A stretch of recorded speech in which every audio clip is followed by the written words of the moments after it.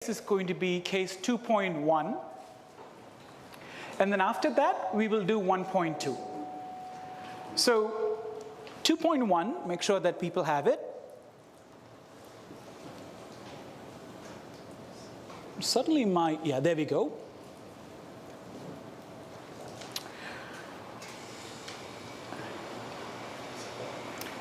But before that, I want to make two important points. One, we did say that during class, okay, I can see an echo, so I want to make sure that the audio is okay. Okay, great. So the first important point is that we did say during class, if you have questions, write to the live questions. I also realized that there is some people might have reservations posting publicly, even if they think their question is too low. First of all, nothing like that, right? I think the worst situation is when people don't ask anything. The learning doesn't happen anyway. I have this rule that there's no trivialities here, right? Absolutely not. Even if you feel like you still are not that ready yet, you want to be warmed up, feel free to write any of the TAs personally. I should have more brigadis here. Every personal question to TA, I'll throw brigadis, right? Or whatever sweets they eat in Argentina and Mexico City. In Bogota, I know a little bit. Obleas, of course. Okay, so that's the first point, right? So that absolutely important to have two-way street of communication. It's part of our philosophy to listen to you, right? This is a course for you. Second thing is about the delivery style and the notebooks and the class exercise and the pace of the class. So of course, I'm not going to read, and the notebooks are certainly not intended to be read every line by line, right? Then of course that's not what a lecturing is. And also it's not intended that every exercise through an entire case is to be done in the class either, right? They're there for you to read later in actuality.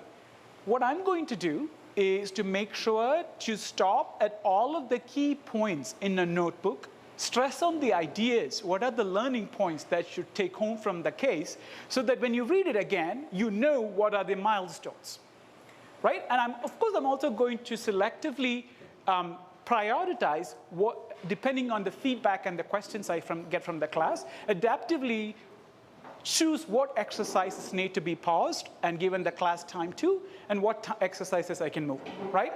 So this is important. So like if I seemingly skip something, please don't take that personally. That's not the way we intended it to be, that the material is there, just like a textbook, the material is there. The lecture's point is to highlight the key ideas. Consider me as your tour guide, right? Okay. All right, so this case is about data visualization.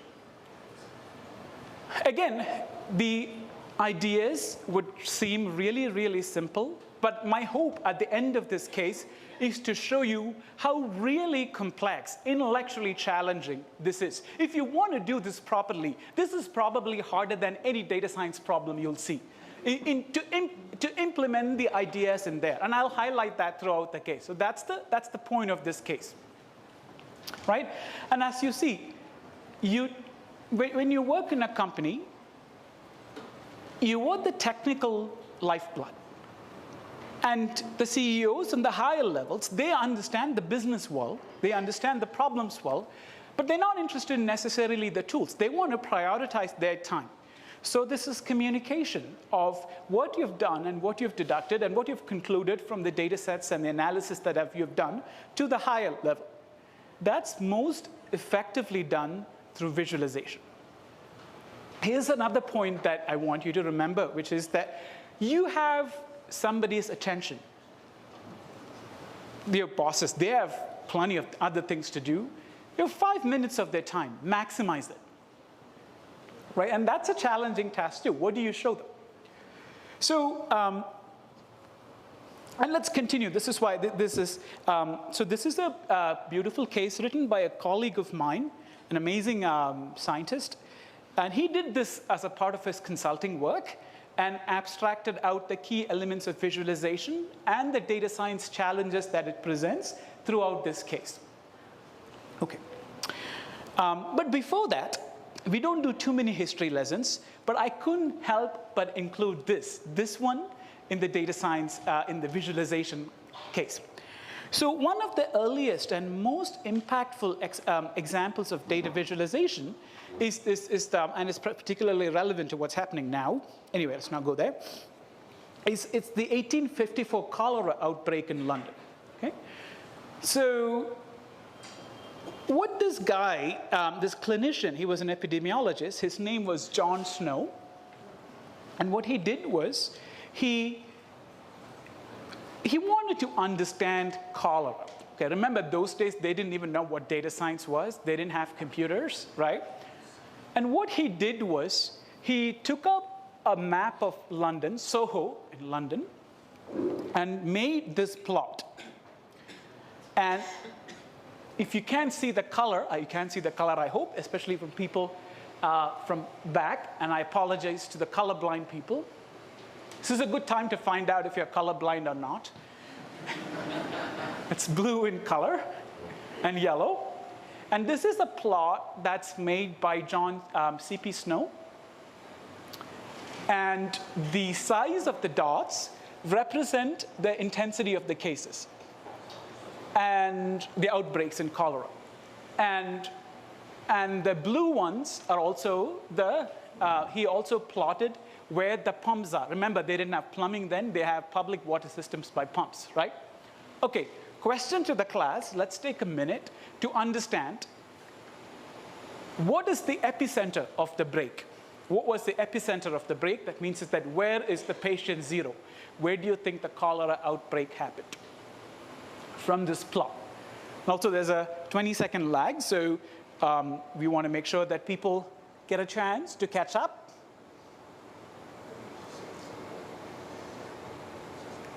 My volume is a bit low. Is it better now? People can hear me there? Great. Awesome. Okay. So, folks, where do you think is the epicenter?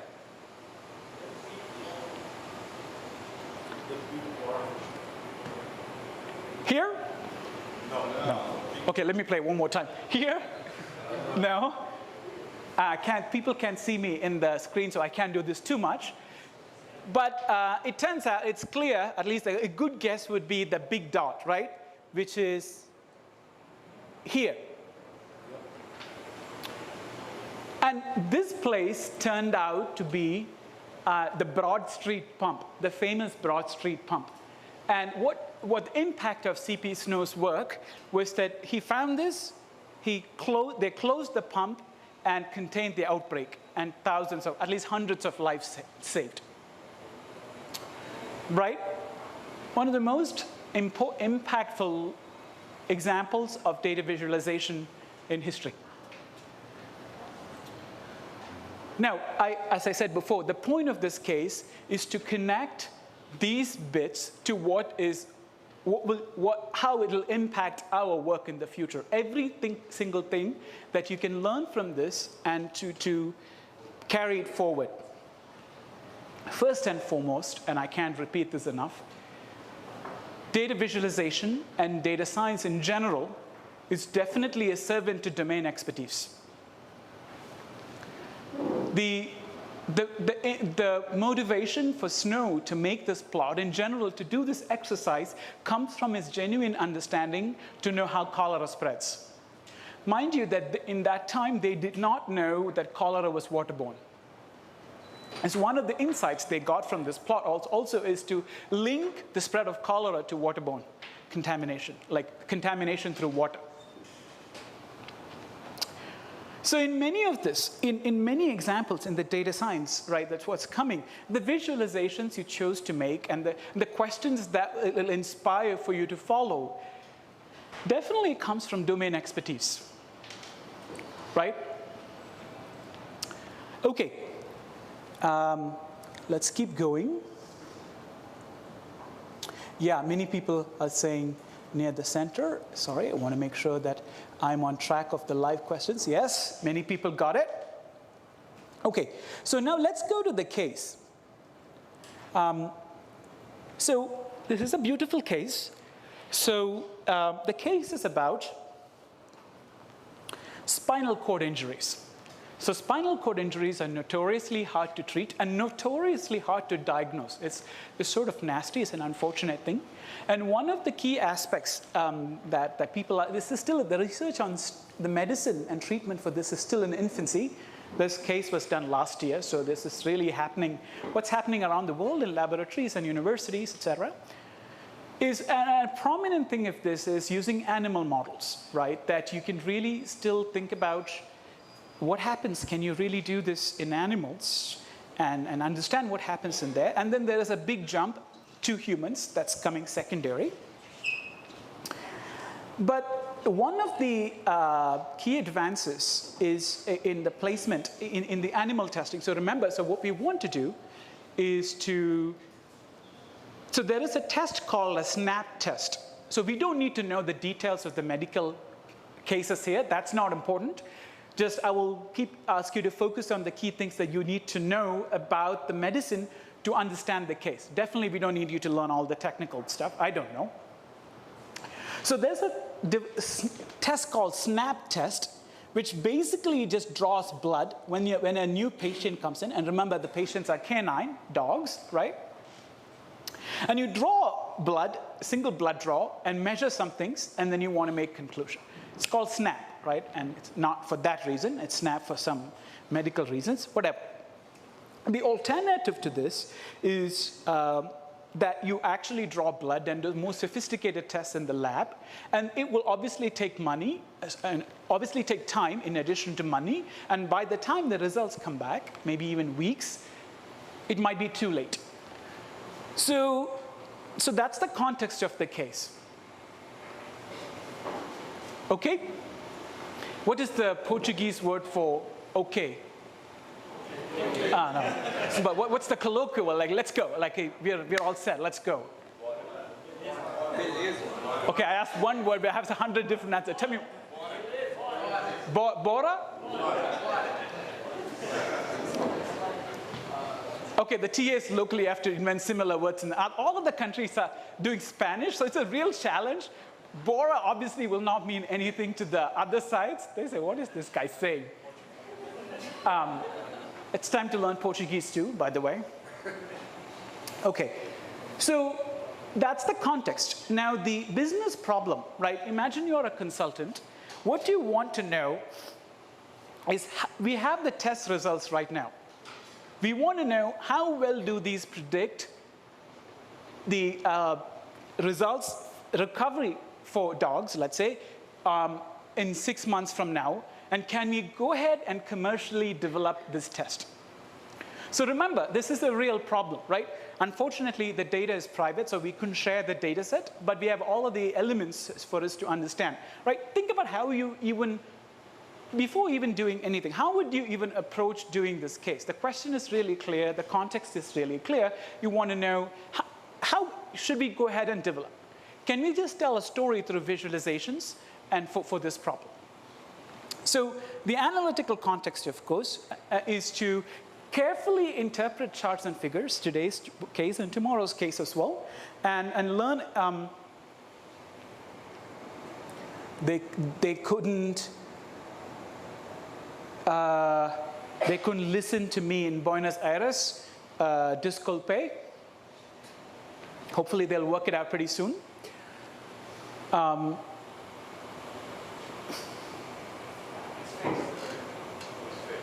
Oh, okay, Bora.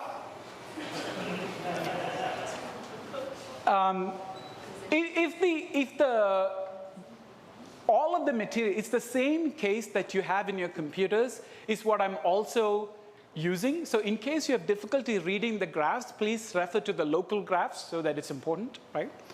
So the analytical context is to develop a critical eye for reading charts, figures, and asking questions. So the case is structured as follows. We'll give you a series of plots, and you'll see how a fellow scientist did it when they have the data, how they went about doing it, and then what questions it prompted further. All right.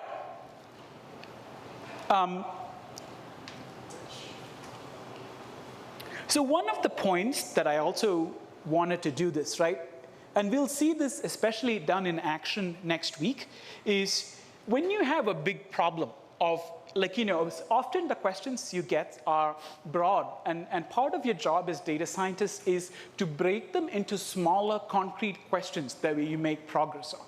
Okay, now that's easier said than done, right? But we're going to show you this not only in this case, but the two detailed exploratory data analysis cases that you will see next week.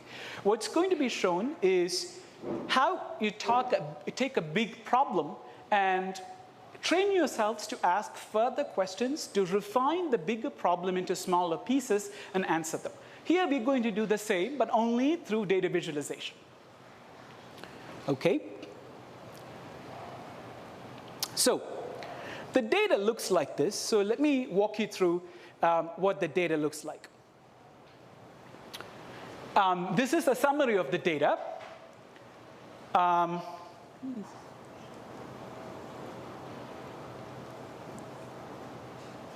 Better resolution? Okay. So there are 3 blood markers, the GFAP, S100B, PNFH. I don't know what they are. I just know that there are some markers in blood. It basically measures the concentration of these in the blood. The units do not matter that much here. Just notice these are 3 quantities, but they measure something in the blood, and these numbers are the measurements we took. And then, so you have these 3 quantities. And then we have another column which basically says that the patient recovered or not. So that's a binary variable, no or yes. And also the gender. Is it a male dog or female dog? This is the data set. And remember, it's also, this is especially when developing vaccines and clinical trials and all of that, one of the most common problems people face is that the data set is necessarily small, right? You're not going to find many, many injured dogs, thankfully, but right, especially with spinal cord injuries and coming to veterinary clinic and all of that. Okay.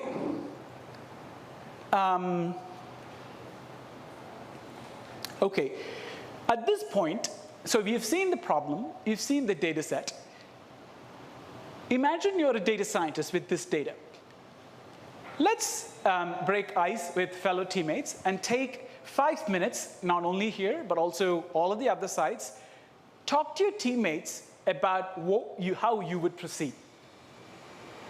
And let's convene in 5 minutes. Oh, I do have one key request to all the people. Resist the temptation to read ahead in the case, right? That spoils the fun, and that's cheating, right? It's built also to have a narrative, have a sequence of thoughts, as I would see. Because in your own problems, you're not going to see in advance, right? You'll see what's happening, but you will not have a notebook. So we should replicate that here.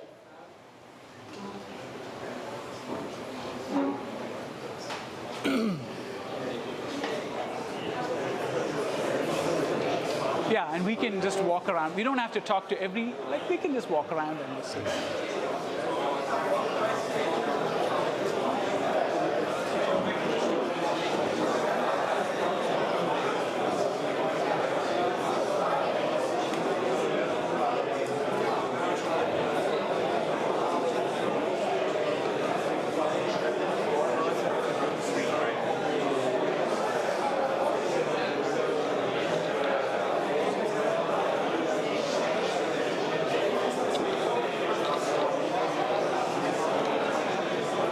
There is actually a colorblind person. Oh my God, you'd never know. There's actually a colorblind person. There is.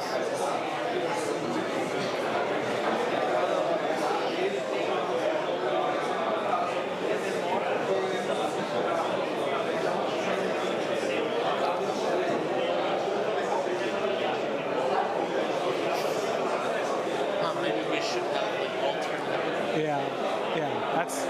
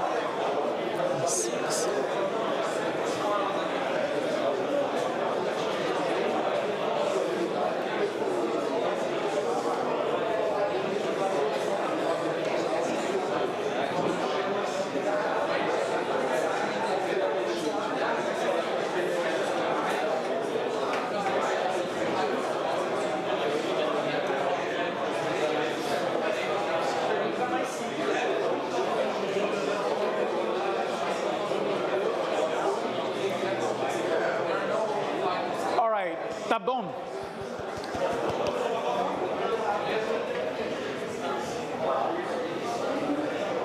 All right. All right, so of course, at the high level, this is a classification problem, right? We want to know whether people, dogs, patients, recovered or not. Okay, so let's start here, and people at least write one. Oh yeah, Daniel Kwan definitely wrote his group's answers. Maybe let's not overload Slack for this particular question, but it'll be nice to have representative answers on the Slack channel from the other countries as well. But let me ask one person. I would like to know their answer on, would you consider fitting a model at this point, and what would you do? Can someone volunteer? Yes, who haven't answered yet today, by the way. My hope is that we'll be at a point where everyone will be jumping to answer, and I can incentivize, like have bregados ready, right? Or anything we need to make you work, we will. So yeah, one person, please, and name, and we talk. Angela. Go ahead. So our answer was quite similar to the one also in the slide. Yeah, louder, please, yes. So we think we should run some exploratory analysis, get some plots to see if any variables correlate to each other. So 1 second. So Angelo's answer is, so I want to also repeat your answer so that other people can hear. So we want to run some exploratory analysis and want to know what variables correlate with each other. So we can check for multicollinearity, and then we can check each variable's distributions to check for outliers. Okay, so if we want to, so they wanted to run for want to understand collinearity between variables, outliers, and then before we fit the model. Now, are you really saying that because I asked you the question in the data science course, or is it clear that are we naturally incentivized to do this for every data science problem? Of course, that's a great answer, and that is the right answer, I would say. What is the challenge here? First of all, our lives are really busy, right? This is a thing I'm guilty on. I'm the first one to admit. When I work on problems, sometimes I just fire up a linear regression or deep learning or whatever my mood is, and just do this. I don't even know if I want to make all the plots. Here you have 3 variables. What if you have a data set and problems in which you have, even if you want to do this and the intention is sincere, if you have many, many, many variables, how are we going to do this in a time-efficient way? And as I said before, right, this is already one of the key intellectual challenges that we don't quite know how to do. In fact, to my knowledge, all of the tools, right, first of all, I will never put down advanced tools. I'm grateful they're there. Deep learning, all of the robust methods we have. Power comes with a responsibility. This is asking us a question that's staring right in our face, that it's clear what we even want to do here, but in the context where the resources are a lot, as we talked about, we have unprecedented amount of data. How are we going to do this? How will we even choose to prioritize what to visualize? And most importantly, the method that you would choose to analyze data later on sometimes the more complex a method is, the less you have control over it. So how do you know the visualizations you chose to highlight, and of course even communicate to your colleagues in higher order, is also reflected in the method that you chose to analyze? Case in point, I'm going to show an example down below. Don't read too much ahead, please. It's coming, right? I want to highlight that particular point, and it's really hard, right?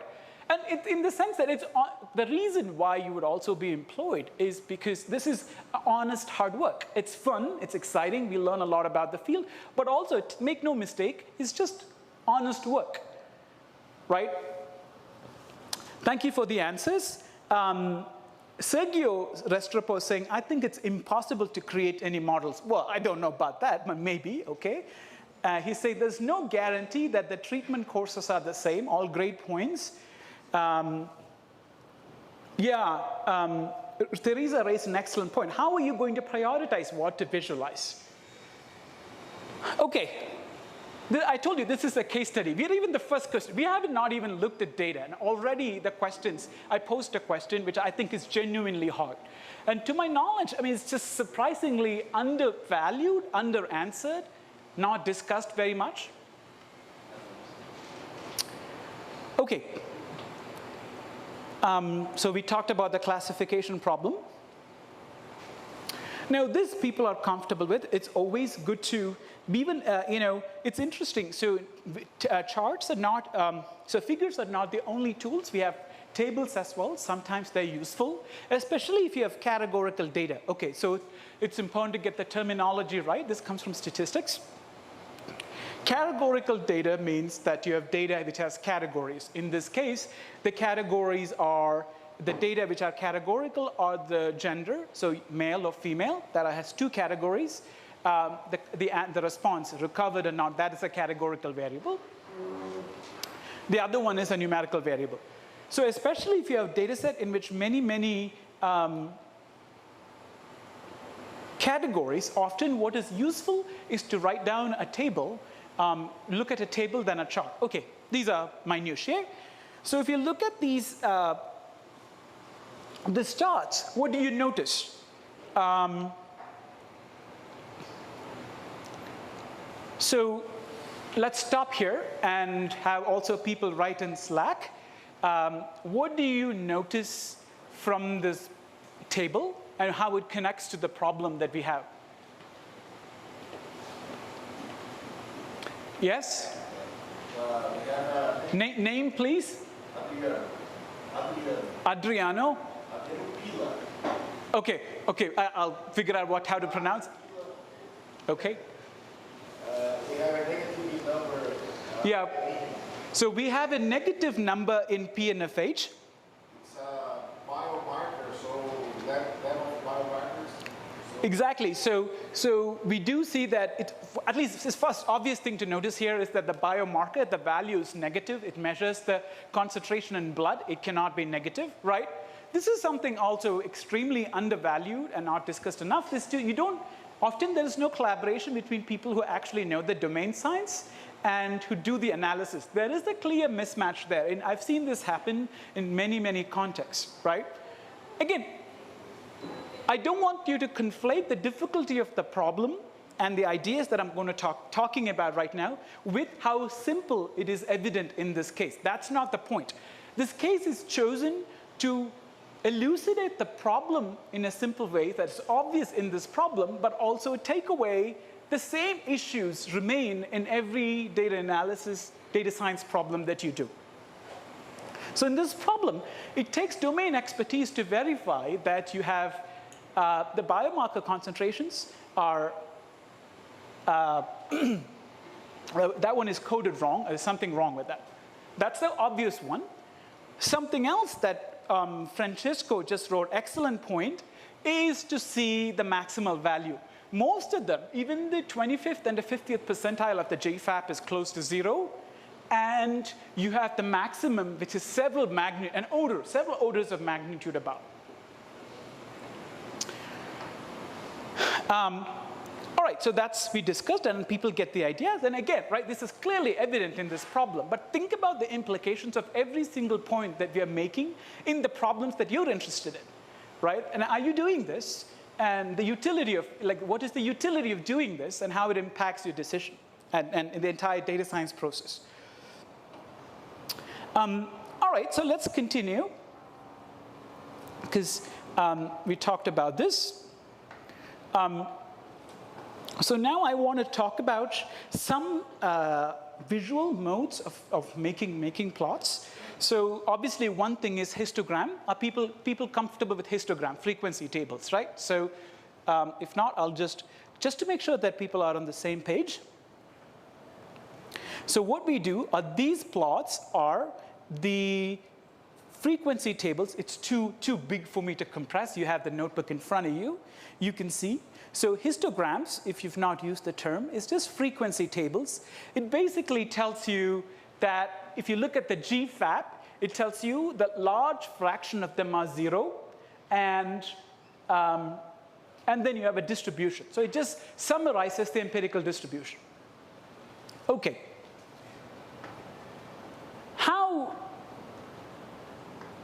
So is this useful? Okay, that's a loaded question, but okay, what do you? One philosophy to have is when you make a plot, always ask yourself better. Can I do better? Even without changing too much or not too much extra work within the framework of this plot, can I make it better?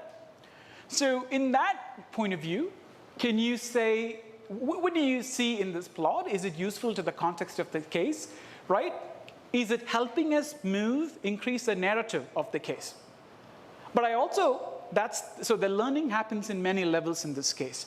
One thing is to see the details of what my colleague did to solve this problem.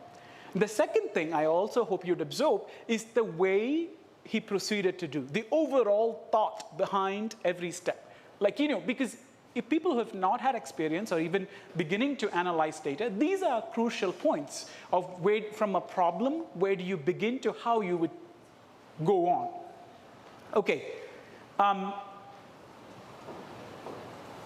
So how would you make this plot better, or how can you make this useful?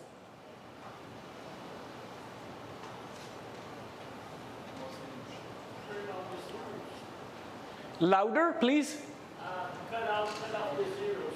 Cut out the zeros. So one answer I see is cut out the zeros. That's an interesting thought. How many people, I don't want to say agree, disagree, some interesting conflicting thoughts?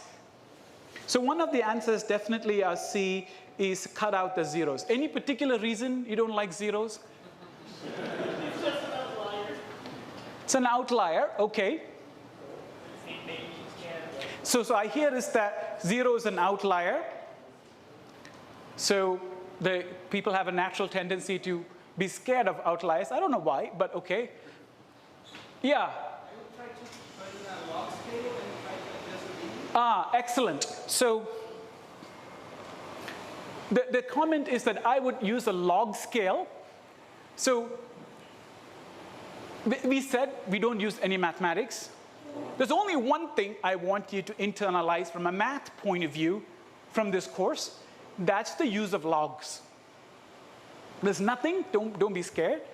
I'll tell you even more in detail when we talk about regression. But the thing about logs is that it takes big numbers and compresses into small numbers. So if you have a data set in which values, whether it could be salaries or things as a wide range of values, it might be easier to take the logarithm of that. You can just do log of whatever. Python will do it for you. And the intuition you want to have is that it takes larger numbers and puts them into small, comparable quantities. So that's worth doing because the numbers are large and it gives you a common scale to compare. But I want to go back to the previous point because that's the elephant in the room. Any more thoughts before we discuss why you want any other conflicting thoughts both here and also the same, no? one second. So Any other thoughts on slack 2, whether we should take out zeros or not? Actually, I think we can't take out zeros because there's a lot of variation, like in the first beat. So lose that variation. Yeah, so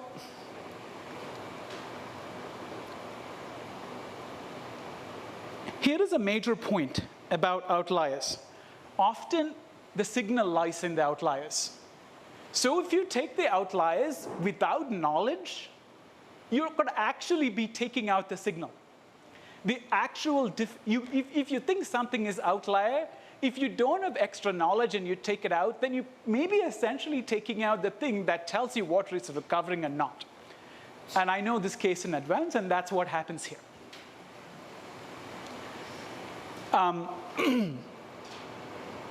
So this paranoia about outliers, I think it's well-founded, but it's also ill-founded, right?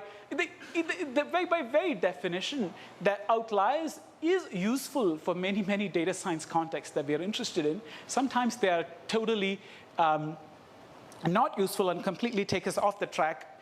So it has to be careful. Teresa's coding me. So an alternative to histogram. So by the way, I didn't mention this, which is, so this plot doesn't help with the narrative of the case. This is also the difference between automatically making a plot, because we know how to do, and also making plots and choosing visualizations that help the narrative of what we want to do. So here you're just plotting distributions of different quantities. That's good, just get an idea of it. But we also want to bring into the key point that what is the differentiator? We really want to know what's causing things to recover and what's not, because ultimately you really want to know, should we go ahead and develop a commercial test, right? So you want to know what's the differentiator. And that's absent in here. Right, it's key. So let's see, so this is the point that you take a plot and how do you improve it? So if you look at that, so one alternative to histogram is scatter plot. So here also we did logarithms so that it compresses the numbers. Again, don't worry too much about the logarithms yet. You will have a practical case in which you will see how logarithms really change things, so don't worry about it. At this stage, be aware of it. But what is interesting is this idea of scatter plot. Again, this is all done in Python, that you can really see.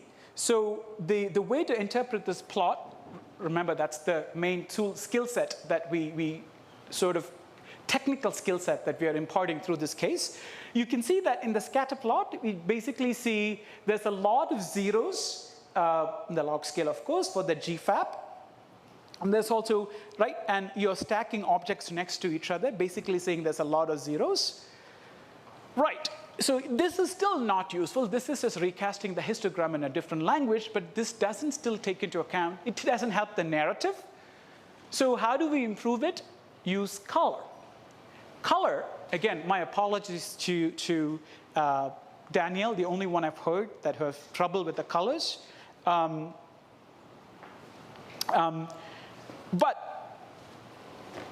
use color to your advantage. Now, the goal is not to be Picasso, right? So, or whatever who's the famous Brazilian painter? Okay, but you know what I mean, right? The point is to use color judiciously, again, to make a point. So here, we can use colors to differentiate between the categories.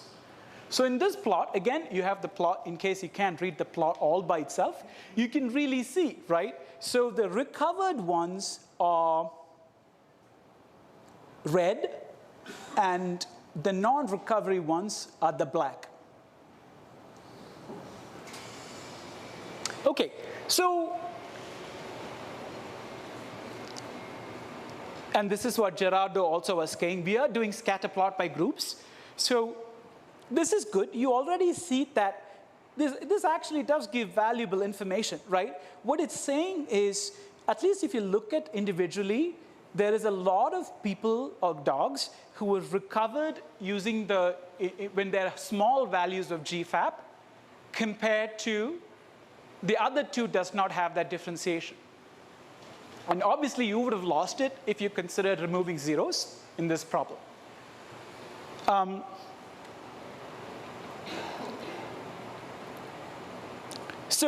And I already gave away the answer for exercise 5. That's OK. Sometimes I'm nice. So I want to pause here. So again, we are in the theme of making plots and asking ourselves to train ourselves to ask further questions. So if you were to make next plots from this, what do we do? And what's the thought that propels us to make that plot? What do we do next? So we do conclude here, at least we see that there's information in the data, that there's a lot of them. Let me see what you see the color. Yeah, you don't see the color differentiation at all. But you do see in your notebook, right? Yeah, OK. Wow, that's crazy. This is the entire point of the case. OK, I hope people notice that you don't see that in the screen for some bizarre reason. I'm going crazy about that. But you do see that in GFAP, there's a lot of red values near 0 than the others. So that is a signal. What do you want to do next?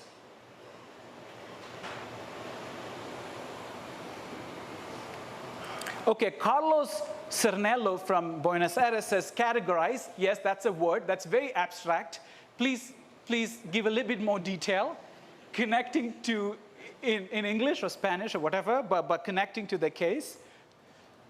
Yeah, some of the thoughts. What do you do next?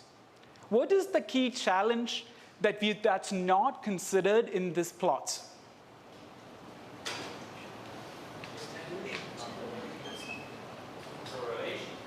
Correlation, exactly. It's the name of our company, right? I was waiting for that joke. Are we trying to split the cases from women and men? Yeah, that's a great point. That is, are we trying to separate the cases by women and men? Let me come back to that in a minute. But before that, let's address the correlation one comment, right? So what is key here is that we are plotting the quantities individually. We call it marginally. What happens in many, many real examples is they interact. The technical term is really interaction. That often more than the story that you get from looking at variables one at a time is completely different from the story that you look at when two or more variables. A classic example of this is suppose you take a pill for reducing blood pressure. And suppose you also take another pill for reducing blood sugar. We do know that they individually reduce blood pressure and blood sugar respectively. But what a doctor's nightmare is how they interact when you take both of them together. Now, when it comes to visualization, our brains we can do 2, maybe 3-dimensional visualizations. After that, how are we going to do? So we can just really do a scatter plot between two variables like GFAP and PNFL, and these two, and do the same in those two. You see a combination of those two markers, how the respondents and non-respondents behave. Again, it poses a larger intellectual challenge, which is when you have many, many variables, are we going to do interactive visualizations of many variables at a time? Right? And also, how are we even going to achieve this? Because, for instance, if you do economics, right, you cannot really keep unemployment the same and change inflation. It doesn't work that way. If there's a problem in the market, the Fed is going to decrease or change the rates. Things are interacted all the time. You cannot study effects in isolation. Why should you study it in visualization? You can't. Again, obvious in this problem, But the deeper challenge remains, how do you do that? So also, it's my sincere hope that in the projects that you make, in the decisions you make, in the final output you make, right?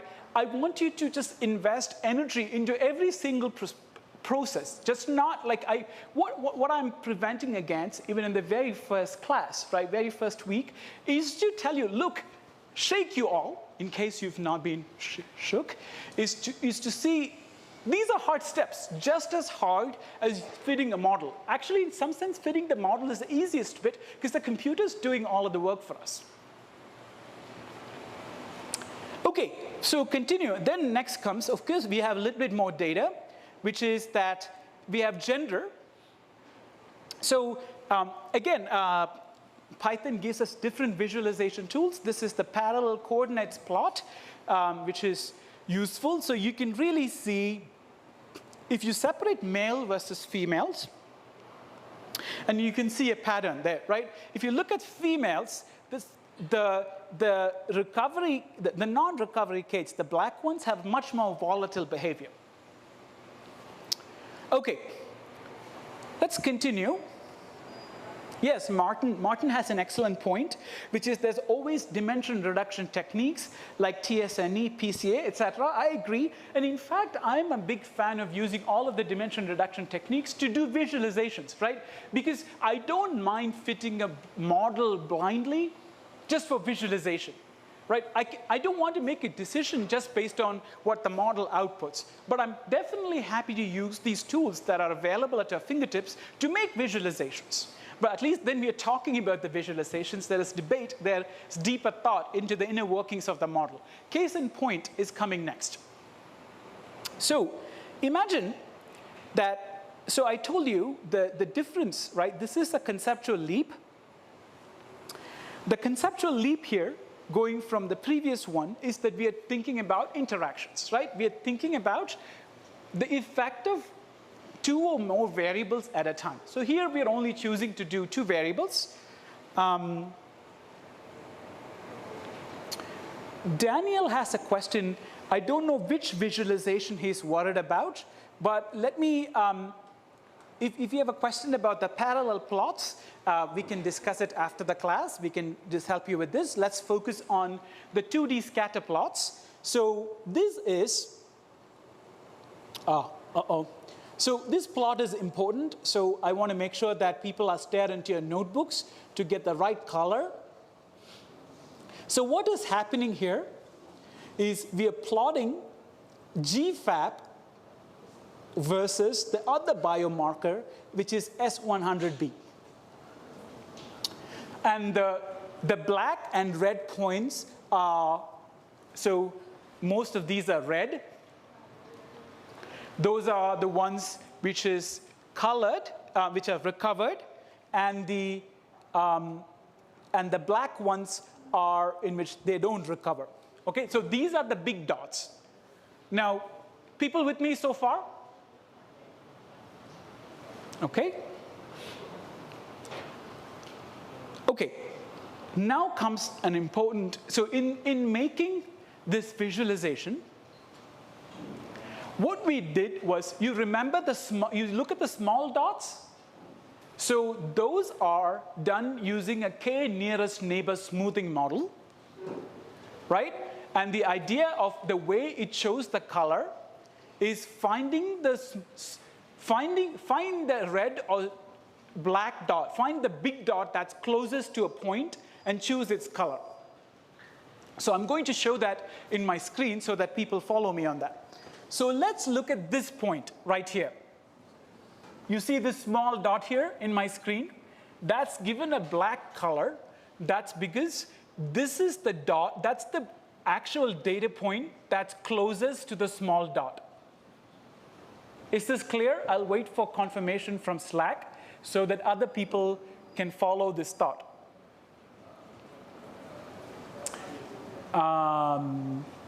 Yep, Felipe from, I see Brazilian flag, so we want to make sure confirmation from Argentina, Mexico, and Bogota. Right, this is just a 2D scatter plot, and you can just do the smoothing using simple tools. I'll wait for a minute. Several people are typing. Slack says, yes, okay, clear. Gracias, obrigado. Nope, that clear. Okay, so in case people have trouble, let me explain. So remember, there are big dots. These big dots are actually what you observe in the data. And the small dots are the model, the computer output. And the way it shows that color is basically finding the observed point that's closest to that dot and uses its color. And the way you read this plot, and people make this plot routinely, this is the point of k nearest neighbors. I'm not talked about the technical details yet, but this is how any smoothing does. So what this is saying is that the computer is saying, if you have a point here in this region, so if you get a new dog, if you get a new patient, and if you measure its SBP and GFAP, and that happens to be in this point right here, it will classify it to be non-recover. Is that clear? That's the point of this plot. Great. Now you see the problem with this, right? So the problem with this is that you look at this patch right here in your notebook, you'll see this patch, right? There is red, and either sides of this, two blobs of black. Is that clear? So the model is classifying the big blob in the red to be recovered. So it's saying that if the SB concentration and the GFAP is in this region, it's going to be recovered, and anything on either side of it, it will not recover. That's what the model is saying. And that's total nonsense. Locus, is that the right word? Okay, you have to teach me the appropriate Portuguese words because my vocabulary is Spanish. So, and what's the problem? Why is it doing that? The model is doing that is because the only observed point is in there. So it's unduly influenced by that observed points. But if you look at the problem from a scientific point of view, there is no reason to believe scientifically that nature behaves like this, where there is an entire blob in which you recover, and either side of it you don't. No doctor will ever believe that to be the case. Right? Now, this is a fundamental problem. If you run models, this is what I said, power comes with responsibility. Every single run of a high-powered model is doing this.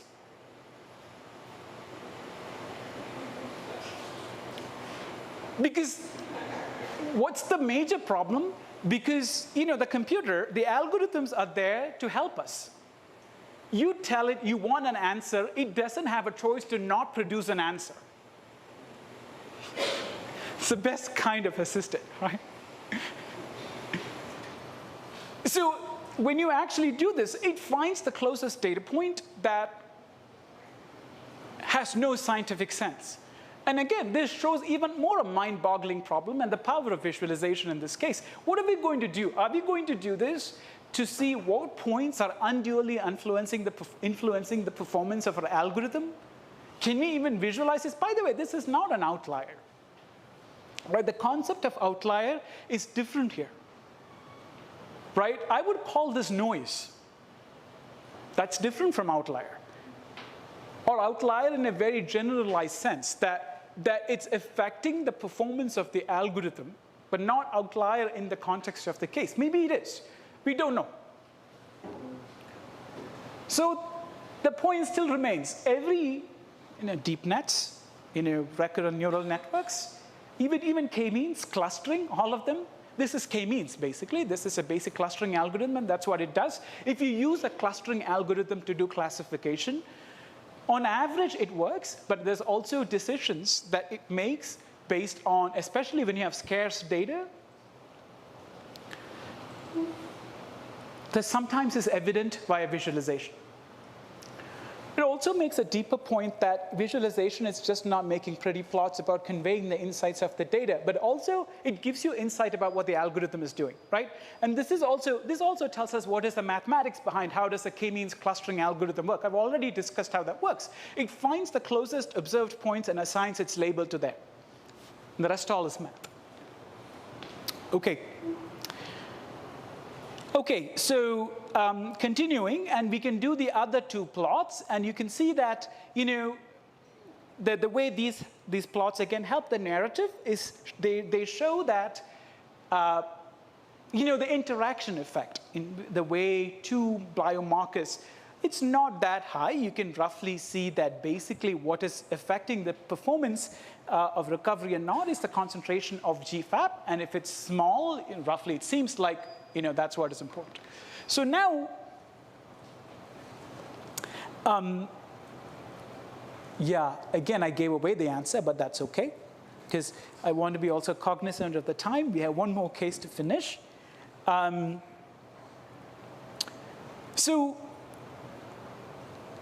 you can do the same for males and females, right? That can also be done. So I want to go on further. So let's answer 7, and let's again take 5 minutes to discuss with your team, but also feel free to post answers in Slack about question 7, which is, what would you do? So again, we have to answer the question. You've done visualizations. We talked about different points. Now, what do you do? How do you make a decision? So how do you answer questions 1, 2, and 3?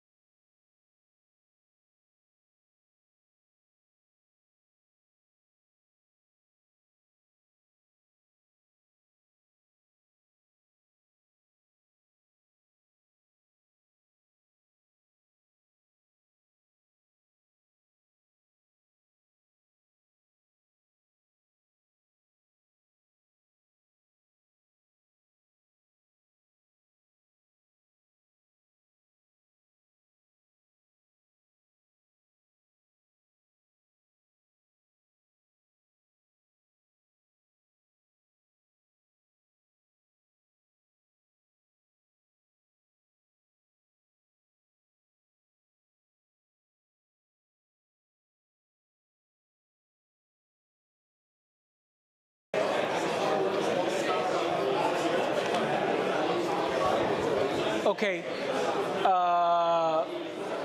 Hola.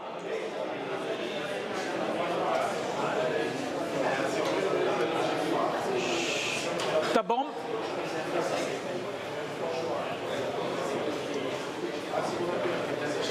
When you take a break, or are you on break right now, exercise, can you change mics? Or do you mind using this mic that goes here? No. We think that people will be able to hear better if it's that way.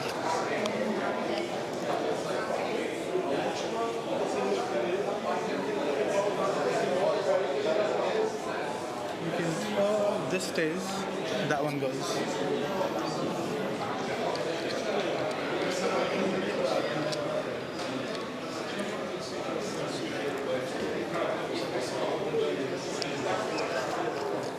Okay. Thank you.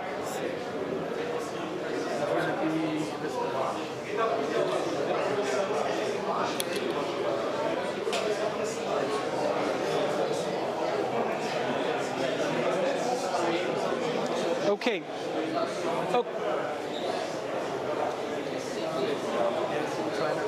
Okay, tá bom?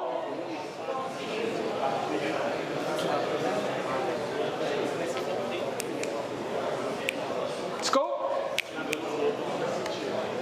Okay, so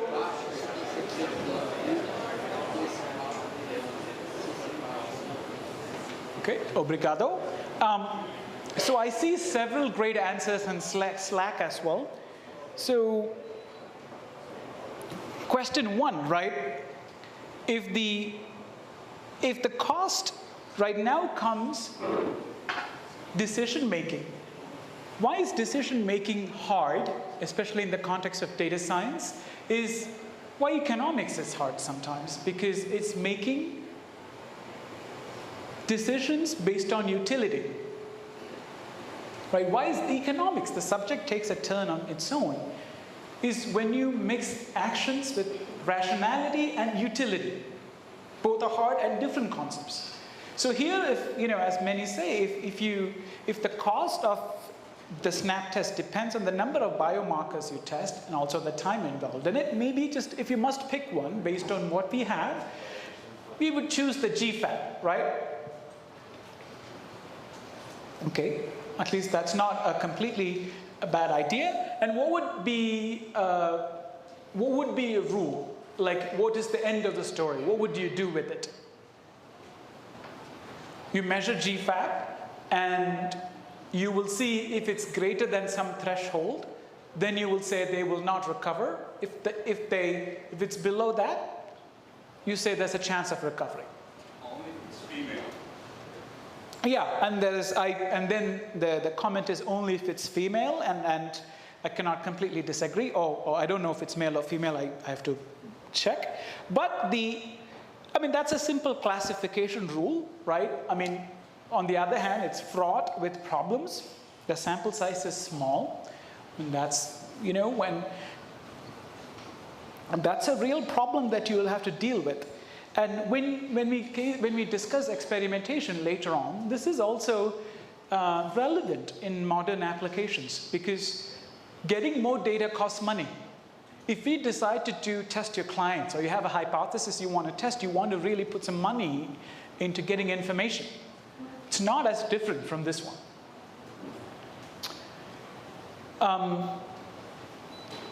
Related to this problem is the deeper challenge, right? Which is, if you're using a classification method, here we use k-nearest neighbors or whatever classification method, how robust is it to the data? Robust in a very general sense. In the sense that if you change the data a little bit, will the prediction of the algorithm change drastically?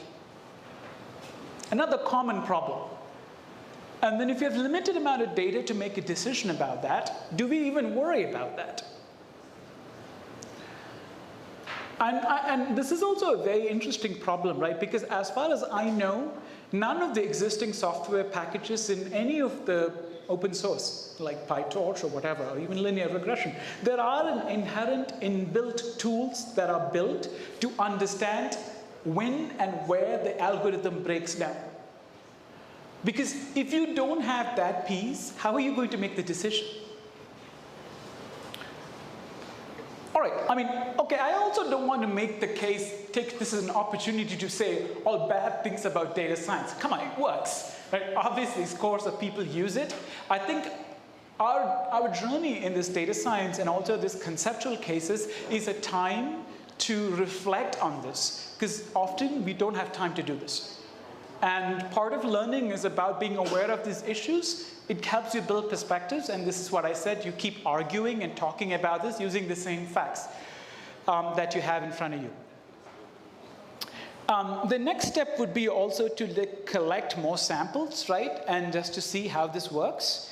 And I also already told you about classification methods. What would you use? The simple classification tool would be to see if the GFAP level is greater than some threshold. You see how it goes, and if it doesn't, then you say. So so again, this is a real case. So you do get to see what happened, right? So my colleague who wrote this, he arrived at this stage and told his colleagues to really do only the GFAP. Right, and that was his recommendation.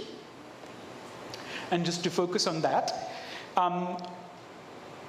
The other thing I wanted to mention here is that again, the visualizations comes into play. It turns out for this problem that if you look at not just immediate effects, so some patient comes to the veterinary hospital and they have injury, but it turns out that if you look at the performance of the markers, the next 2 days, so the 72 hours from the time of injury, that also contains serious signal in the sense that if you look at the respondents versus non-respondents, you can see that the values of GFAP, the thing that we chose to measure, has additional signal in its classification ability based on its behavior, based on the measurement, not just at the time of injury, but also for the next 2 days. And then look at the way it's chose to visualize that. You use a parallel coordinate plot to see that. So I think I've said enough. So let me just conclude. First, what we've learned in the case, and then what the bigger points throughout the case that we've learned. What we've learned in this case that we took a real problem, starting on the biomarkers to really see if you want to develop. What are the next step towards developing a commercial test? How do you make that decision? The first thing to realize is to say, well, let's look at where is the classification ability? What are the things that affects the respondents, non-respondents? And that naturally prompts us to look at plots of the distributions. But then we also, this conceptual leap of looking at one-dimensional distributions called marginal distributions to interactions or pairwise or higher order interactions in which 2 or more variables could affect each other. And then we saw, well, then the decision really will depend on also, if it's cheap to measure these, then you should ideally would look at every possible case, because who knows, maybe that even if the other biomarkers are not that important here, maybe in future samples they might be, so the more the better, the merrier. But if cost is an issue, which is going to be, right, and this is part of making decisions, you have to prioritize.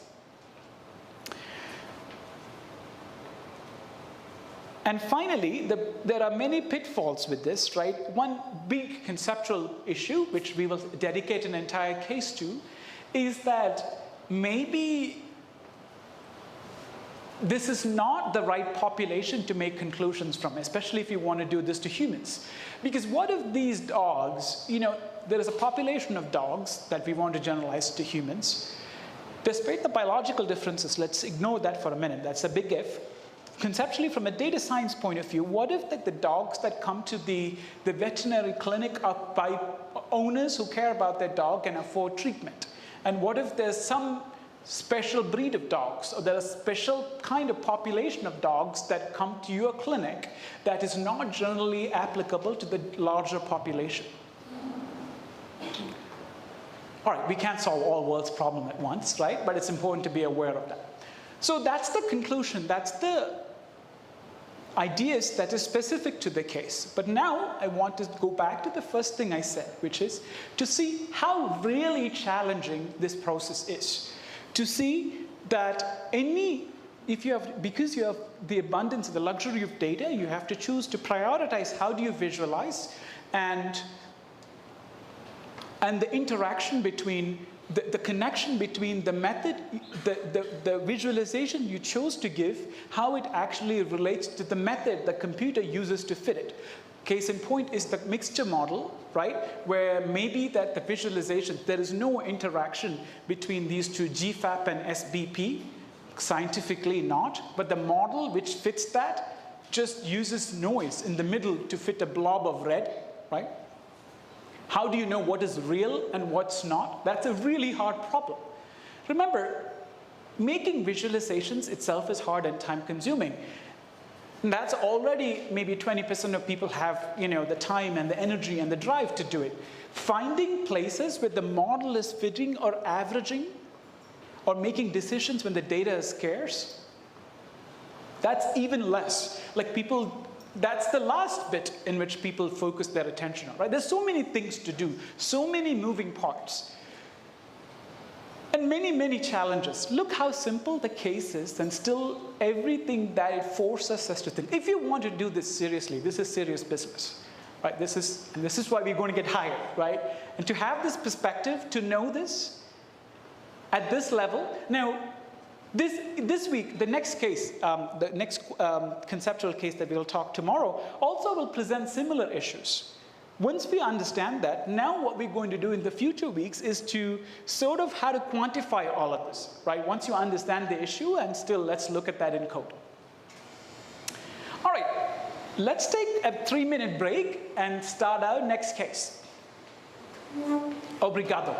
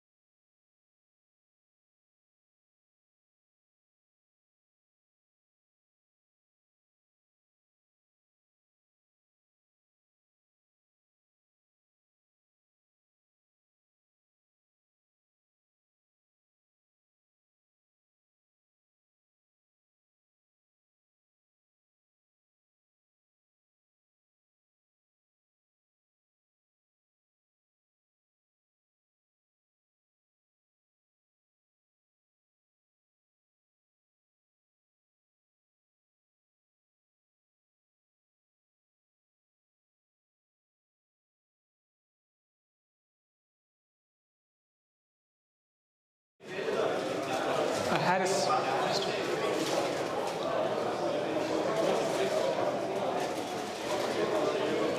Take 1 hour for this? Sorry, what? 1 more hour? Yes. 1.25. Okay, so great. Again, thanks for all of the comments in live chat, and could please, people all over the place, continue contributing your thoughts to in Slack. And I find it extremely insightful, and also I'm also seeing different perspectives. That's great. We want that, right? Now we are back to coding, right? In this one, again, we are continuing our sort of review, familiarization of Python. So by the end of this case, you would have seen and some functionalities of the library pandas. It's the case that we're going to do next is 1.2, Emmanuel, and people as other cases as well. I should have mentioned that.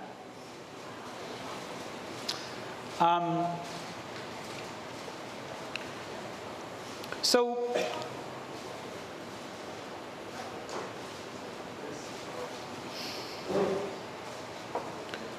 it is the, sort of the central library in handling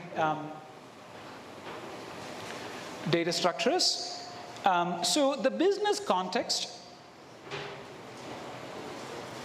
is you are an analyst at a large bank.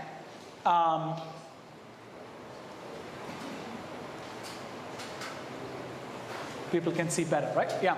So you are an analyst at a large bank focused on natural resource stock investments. And recently, your division has interested in these 5 stocks, right? The 5 energy stocks. Now, these stocks are all part of energy sector. An important aspect of this is it's a highly volatile market. What does volatility mean intuitively?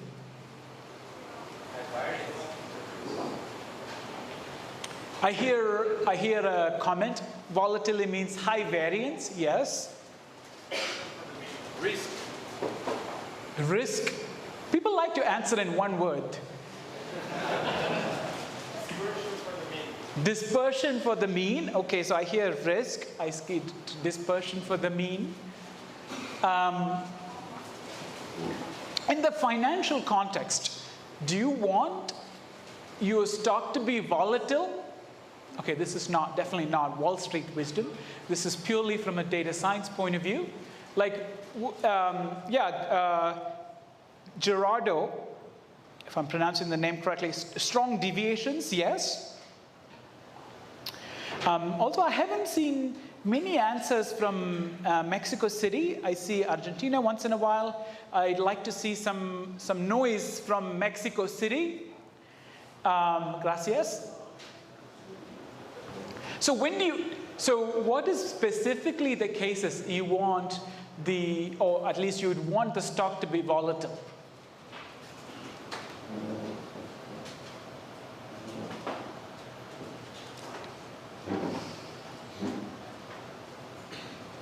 Not a case, like the case, but any situation you would think of where volatility is an important factor you want to think about. So imagine that you're investing a lot in a stock, right? What if it doesn't move at all that much?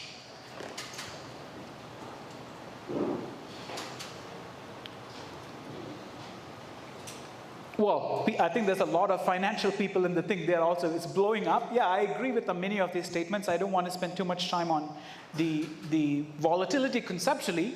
The point I want to make here is that there is also no unique way to measure volatility. It is variance, but maybe you can really think of the volatility as in a day how much the stock moves, right? You start at an open price, but then there is a high and a low, right? Variance might not just capture that effect of what's the high minus low in relation to the starting price. So, the other thing is that, right, the reason sometimes we do care about volatility is also that the trading volume, and this means the amount of transactions per day. This is key in the sense that if you want to get, if the trading volume is large, there is enough people are interested in this so that it's easy to sell a stock, right? Only when there is a demand. And so even if you're making risky decisions, if you can get rid of this quickly, that should be, maybe that's something important to know. So the volatility of a stock, of course, is also interacted with the trading volume.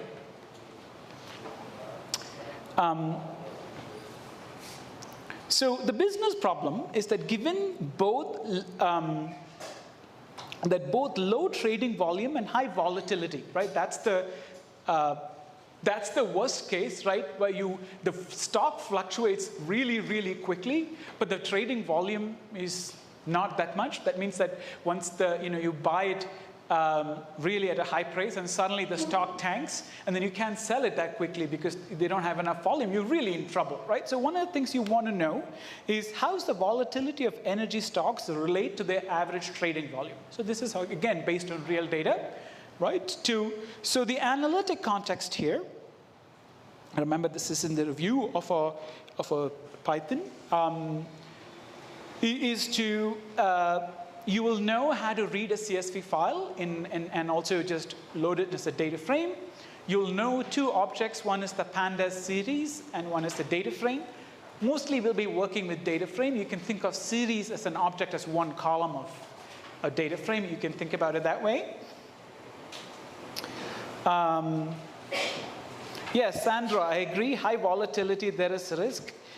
You may have higher gains, but higher risk also. But as they say, no pressure, no diamonds, right? Okay, so let's go on. So here we are importing the pandas package as PD. That's purely convention. If you want to really annoy your colleagues, you can just import pandas as PDY. I don't recommend doing that, right? Stick to convention, at least for pandas. And NumPy is a package mostly for this scientific functions, and also they're extremely useful. So we're importing these two packages. So at the core of pandas, there is two objects. One is series, one is a data frame. But essentially, you can think of you majorly working with data frames.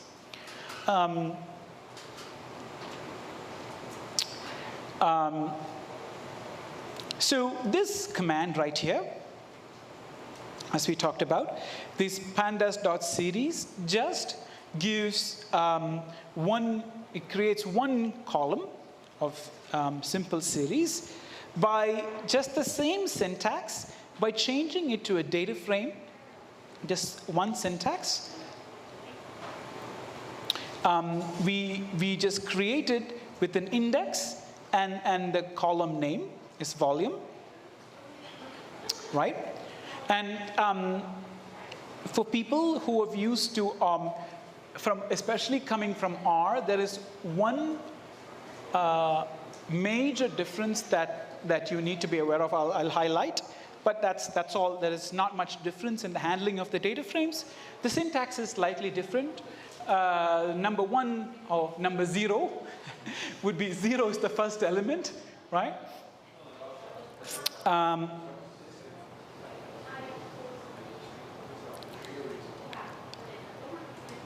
Okay.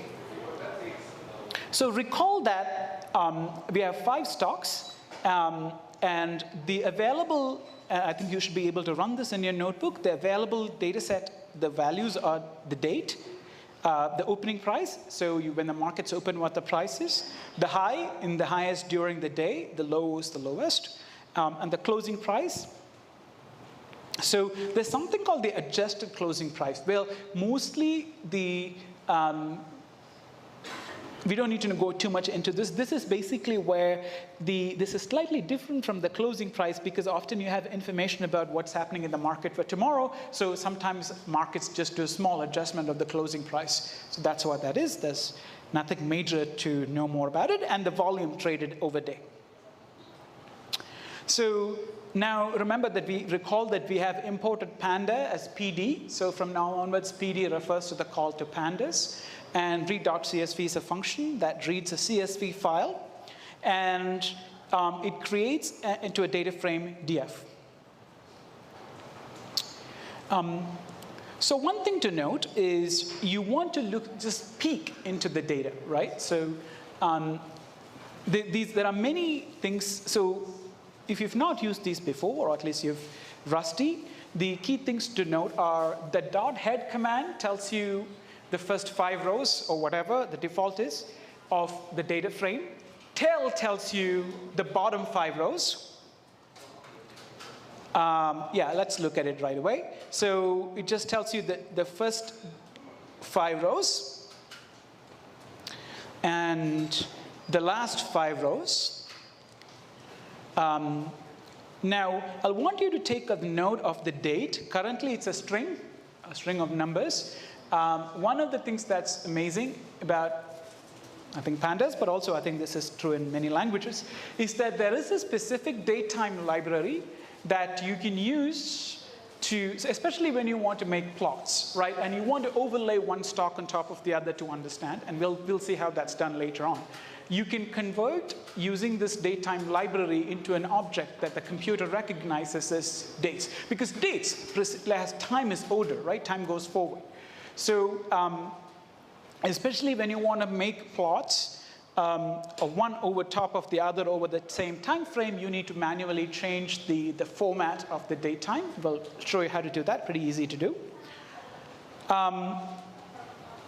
One thing to also notice, and then we'll talk a little bit more about this, that if the data set is large, right, this might take time to read all of the data in active memory, right? So this is something that you can, that are, like for instance, the n rows command there, you can add so that you can only read the first 1,000 rows or whatever, right? If you have the data set is really large. Now, continuing, shape tells you this has, thank you, Bruno. So shape has, tells you how many rows and columns the data frame has. It has 7 columns and the 1,259 rows.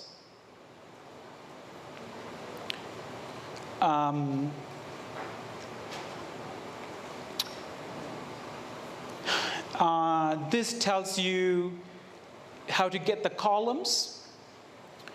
A major difference in R to Python, and I won't highlight too many of these differences, but one of this is definitely that in pandas, often the practice is also, and the syntax is set up often to call the columns by their names, right, rather than indices. Of course, there is a way you can name a column, you can call a column by its index, the column index, rather than the column name, but the default often is that you have to give the column name.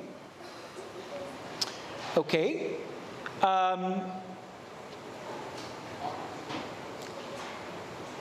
Often, this is what I told you, right? Of course, we want to measure volatility, and I already told you volatility as a concept itself is, we want to know, and there is many ways to define it.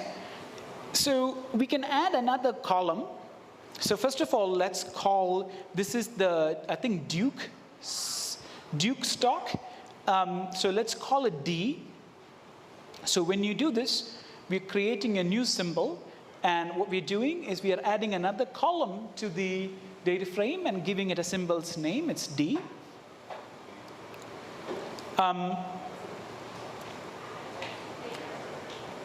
Let's also normalize the volume by millions so that it's easy to analyze, right? This is often a useful trick to find the right scale. The data is large, often normalizing is useful. Okay, so far what have we done? We've loaded a data frame in pandas. We have added a new symbol corresponding to the name of the stock. So people can run so far this in their notebooks, yes? Okay, and I hope Mexico City and Argentina and Bogota, people with me so far, please indicate in Slack. Definitely keeping an eye. Okay. Now, what we're doing is we are creating a new column called vol_stat. It's basically, we're saying, as I said before, my definition for volatility is the difference between the high and low, so that this is the maximum range that a stock took over a day in relation to its opening price. It's not the only way to do it. For the purposes of this case, it's not a bad idea. Great. And we did that. Great. So, so we already talked about summary statistics. So the main ones are mean, median, quantiles. So quantiles are also called percentiles, right? What is the Portuguese word for percentiles? Percentil. Okay. Right. Hope to learn Portuguese by the end of this course. So, and one way to do this all, okay, of course you can print out the quantiles separately, but one way to do that is using the describe command. This is key and useful to know, and it tells you all of the relevant statistics you need to know. So you can see that the volume of the stock, right? So what is useful here, it's telling you that we have 14 million shares. So, and the maximum. So you can see that the median is about 2.65. Mean is 3, right? That should give an indication, even without looking at the distribution, that it's right to the tail is to the right. There's maximum, and it could be in the maximum, could be really large. There's sort of the, if you look at the trading volume, it could be very high. Like you would expect roughly 2.5 million shares to be on the average 50th percentile, 14 million, you're having a field day. Okay. One aspect, especially when you have categorical data. Remember, categorical data are data which has many different categories. Like binary variables, but in general, you have a data frame in which, and this is different colors. This is an extremely useful tool, the idea of value counts. So if you want to know how many reds, so you have a categorical data of color with red, blue, and green, you want to know how many of different categories for each of this, you can use this idea of value counts. So if you give a categorical variable column and apply the value counts here, the value counts, it just breaks it into different colors. The counts of different categories. So that people who have not used this before, you'll obviously need this again and again, and you don't have to write your own function for this. You can just do. Okay, great. Just to get your feet wet, can we do exercise 1? And I'll wait, especially, I can see where students are at this side, so I can monitor. This one, I definitely want to see if people are okay with us. Again, from Mexico City and Argentina, I'll wait to hear from those people to move on before, move on from exercise 1.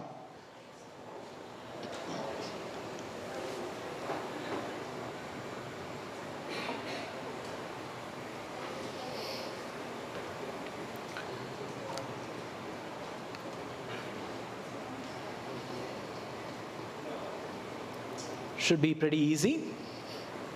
The answer should be this.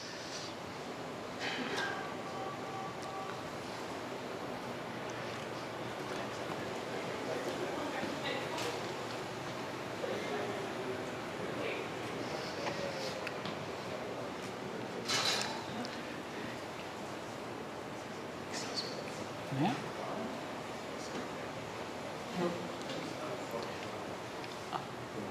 No. Can I have a little bit of water and a little bit of coffee? Sure.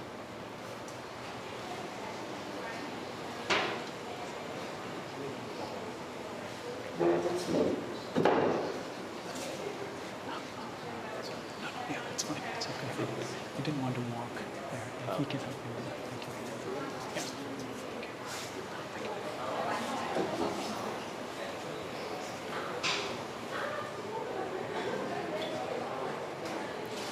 So Francisco, thank you. So I don't know where. Yeah, I wish there was a method to know where people, which side people are from. Maybe add a flag next to your name, maybe. Just to make sure, until I understand know all of you by name, then I know where you're from. Thank you, Rodrigo. So it's this, most of you would have gotten it. This is what I have. We have a little bit to cover in this case. We've got 1 more hour, and I want to make sure to run through all of those.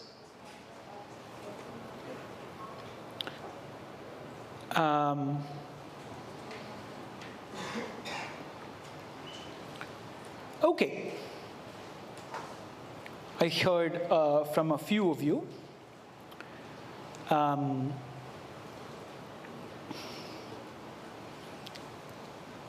Cool. Thank you, Natalia.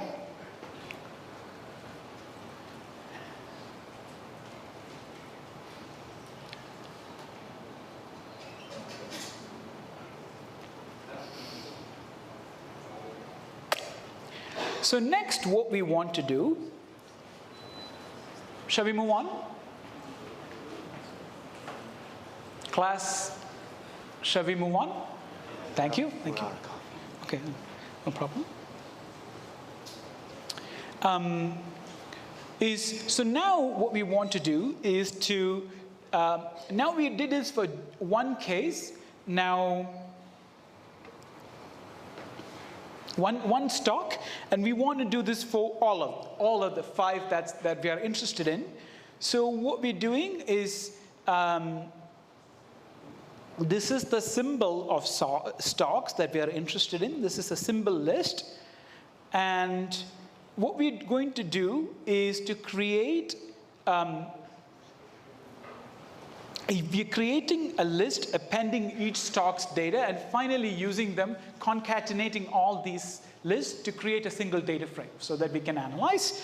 So what we're doing is for each stock, we are just reading. So this is the only syntax I will highlight here. Most people are familiar with this. The syntax to notice, if you've not worked with strings before, strings you can just add strings, right? So if you just C plus A plus T and print or execute, you'll get cat, right? That's the beauty of the string syntax. So this basically just tells you the right path for getting the file with that particular symbol.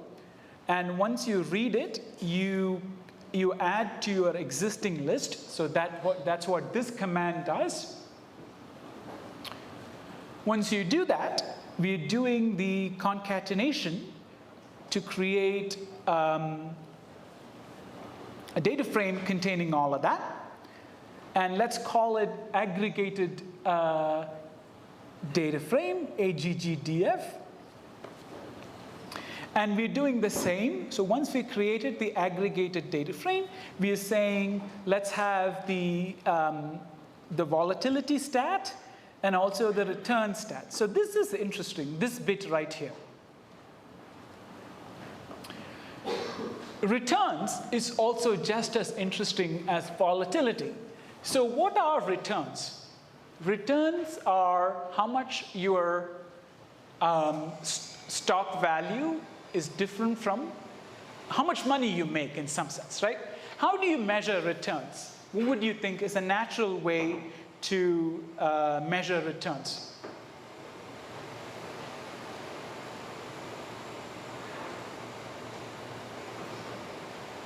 Yes, name please? Rodrigo, Rodrigo, yes? it's usually the difference between price close from today and price close from yesterday. Yeah, it's the difference between price close from today minus yesterday's, right? Or tomorrow's minus today's. That's a natural one. But in the financial context, that's used. Usually. I mean, of course, there's no unique answer, but generally as a practice, that's not what people use, and I wanted to highlight that. Yeah? So, my name is Gustavo, yes? Let's say it's the difference or the original value. Yeah, so that's the other perspective, which is that you don't want to measure differences in the absolute scale, but you want to measure difference in the relative scale, right? Which is and if you do that, that happens to be what we do here. So it's basically today's minus yesterday's with respect to yesterday's, or in this case, open and close price. And so when you do the arithmetic of this is what happens, right? This is basically today's minus yesterday's divided by yesterday's. In the Wall Street also, sometimes people do this in the logarithmic scale. Okay, but something to be aware of. Yeah, Leandro's right. Returns must be how much you earn in a day. But again, still the point is that you can measure it either absolute or relative. Okay, so we've done that. And what this does is that it just produces a concatenated list of combining all of the stocks. And remember, we've also added symbols in there. And this is the symbols list. Right. Right here, okay. Good, I'm starting to hear people from Argentina, that's great. Now we definitely want, Colombia is also great. Mexico City, I'm waiting for you.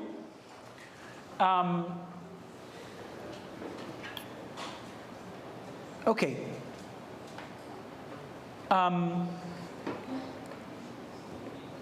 So one amazing feature of pandas, I think most of you are familiar with, but I'll still highlight, is that you can choose to filter data by keywords, right? In this case, I want to, now that we have created an aggregated list, I can just choose to highlight and only pull out from that data set only those stocks with the symbol Duke, right? I don't know what the symbol D was. I thought D was Duke. No, D is something else. Sorry. D is Dominion, I guess.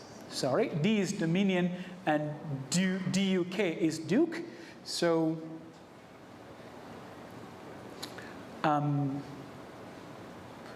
Conley Sensa. Yeah. Okay, so here we just pulled out the Duke stocks alone.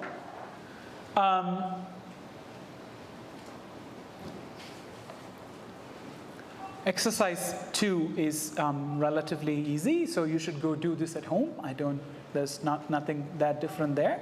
So I want you to do exercise 3, which is write a loop to extract only the rows corresponding to each symbol and calculate and print the average vol stat for each of the 5 symbols. So the answer should look like this.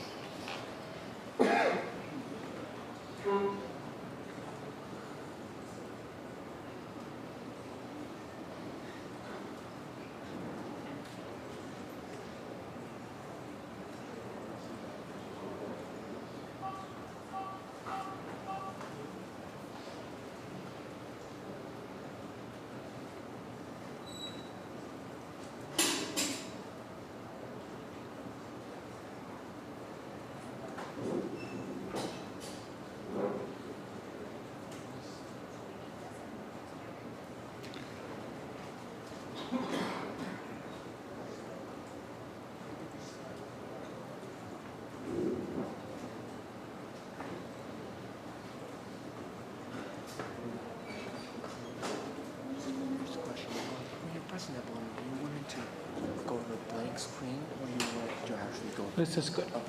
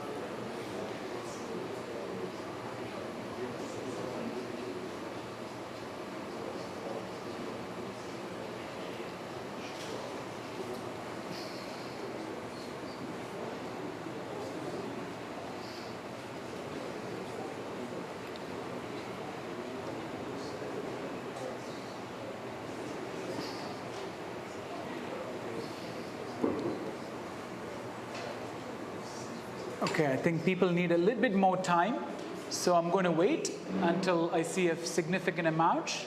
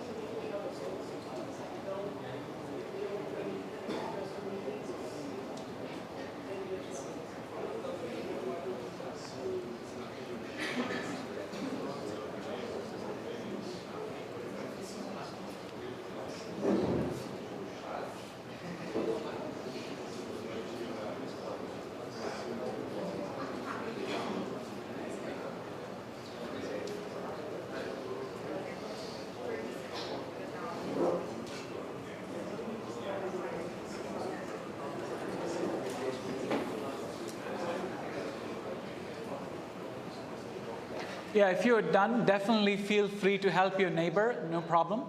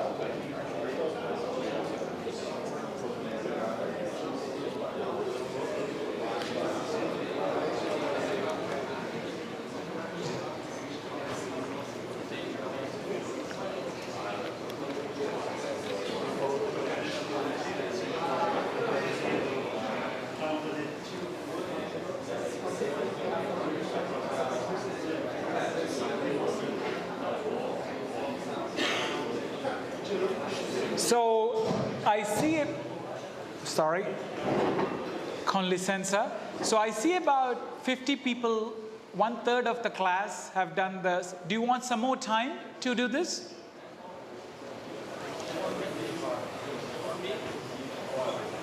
Okay, how are we feeling? A little bit more time, yes? Raise hands. Okay, I'll give 2 more minutes and then we'll go on.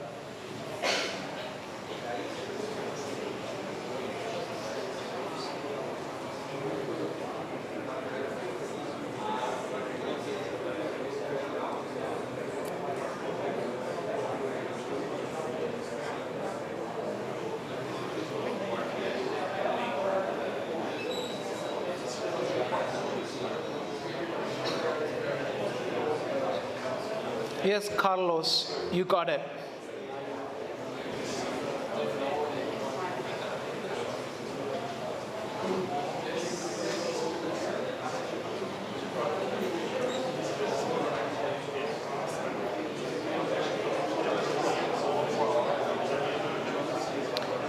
By the way, there is a discussion in Slack about which one takes longer to execute.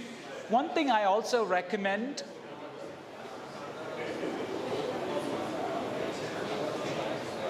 I'll wait for people to be ready before I speak more.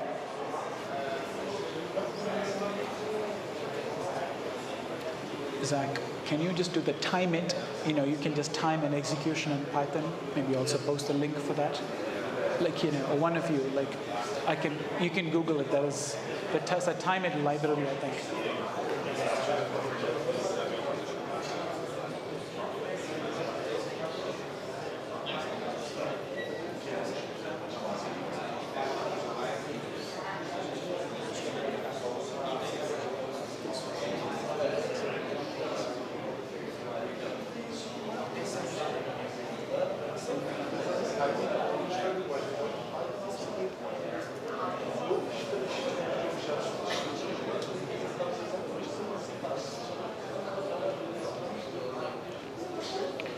Okay, the bomb. Okay, so as I said before, it's okay. I'm glad people are trying and some of you have finished. Again, we definitely don't expect you to finish all of the exercises in class. That's not the point. The exercises help you engage and move and be with us. So, but yes, we'll have Slack polls that will just give us an idea of where people are at and also help me pace the class, right, for everybody. One point I do want to make is that looping, as Naftali also pointed out, in general, looping in general is slow. This is not in pandas, but in Python, right? This is where, if you just look at purely from a computational point of view, right, for scientific computing in particular, C is an order of magnitude faster than Python, or at least it was. Now I don't know where it is currently. And the excuse in some sense is because the syntax, like having a nice format and library like pandas where you can actually do computations, takes infrastructure computationally that you lose in recursion, right? So that trade-off between computation versus framework versus user-friendly language is where you lose the computational power. Having said that, my colleagues right next door at MIT figured out this language called Julia, which has the syntax of Python and the speed of C. And yeah, and it's not, I mean, I've used it, and I must say, I mean, the thing is that it's volatile. It's not as developed as Python is, and I'm not even sure how, useful as it is like Python in other aspects of data science, like the data engineering, etc. But regardless, so you can just see that, if it's possible to avoid looping, one would want to do that for sure. There is also, I know there is a library in Python called TimeIt, and also if you can really see the system time it takes to run a procedure, and there is links for this, you should definitely look it up. We will also post that in Slack. Okay, so people are with me. Great. So now, so remember, we are just continuing in the context of this. So we saw that there is let's not lose the thread of the case as well, right? There is stock volatility. We saw that the maximum traded volume can be 14 million, several orders of deviation away from the mean. So one thing we do want to do that's an absolutely powerful object, especially for visualization, is this idea of group by, right? So if you have, so what it does is that this basically creates an object. This is actually a group by object called symbol.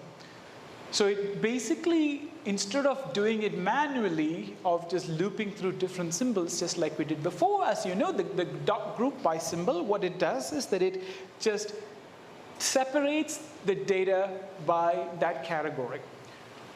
Beyond it as a useful way of thinking in syntax, this is going to be an extremely useful tool also for data visualization and doing the exploratory data analysis. In next week, in 2 cases, we'll talk about how you use this idea in Seaborn, how this is a marriage made in heaven, to really think about patterns in data, right? So, but I want to take a minute here to highlight one aspect of syntax, is that this object is an iterator in the sense that if you look at the item in group object, right? This is how you use it. The item component is a list of 2 things. One is the 0th item is basically the symbol you grouped it by, and the second item in that is the object that it contains. So in this one, the item in the group by object, if you look at the 0th object, it's this symbol D. And the first object is the data frame corresponding to that object. So, continuing.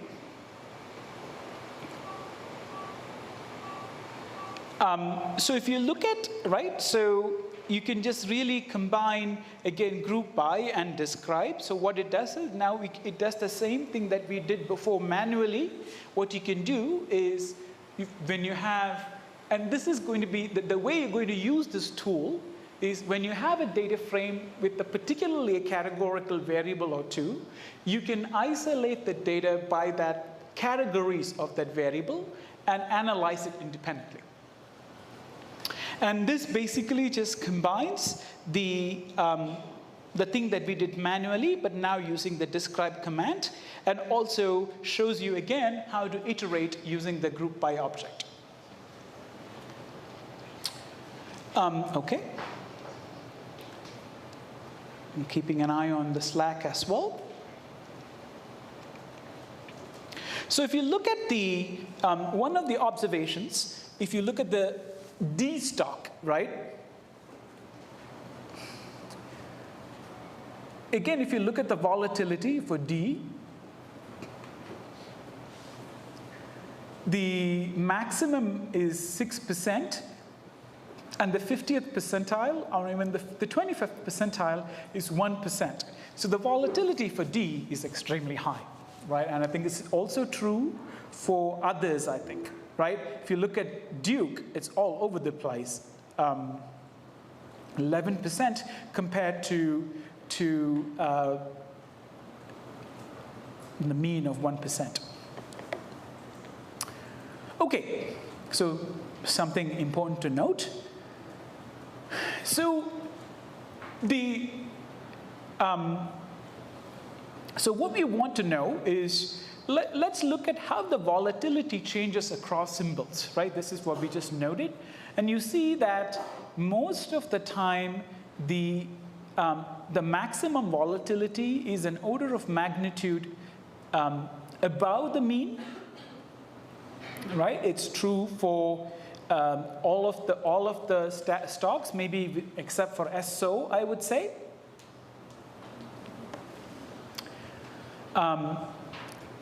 And most importantly, the technical aspect that I want you to notice here is the power of the group by method, right? So what it does is that the group by object divides the data into different categories, and then we are combining with whatever statistics that we want to highlight, and then we can use aggregate functions on top of these. all pretty elegantly without using loops. Also makes the code extremely readable. Great. Okay. So the volatility we saw that, yeah. So if you look at the EXE, this one is probably the most scary, right? This is huge compared to the rest, although the Duke is also just as high. The maximum volatility is a little bit higher. So I think exercise 5, I want people in Mexico definitely and to have lunch. So we're going to skip exercise 5. There's nothing. You know what? I take my word back. I think exercise 5 is useful to do. So, and you can, if you've not used the datetime format, I don't want you to use the datetime format. I want you to do this manually just once, go through the pain to appreciate the datetime format a little bit more. So what it's asking you to do, that's interesting. The question is asking, write a script to determine the mean value of the volatility statistic for each symbol for every year. So what it would entail is look at the date column and isolate the first 4 elements of that string to get the year. So your answer should look like this. Yeah, this is a serious exercise, so I'll just definitely give 10 minutes to make sure that everybody's on the same page. So the answer should look like this.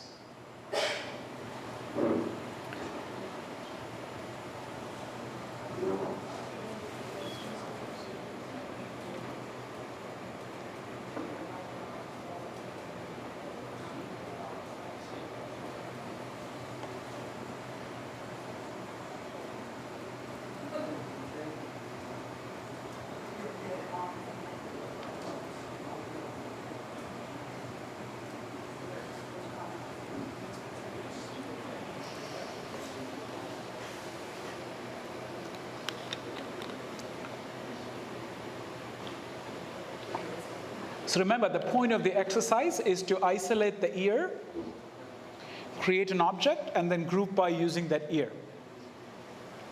So it combines several tasks that we described with a small twist.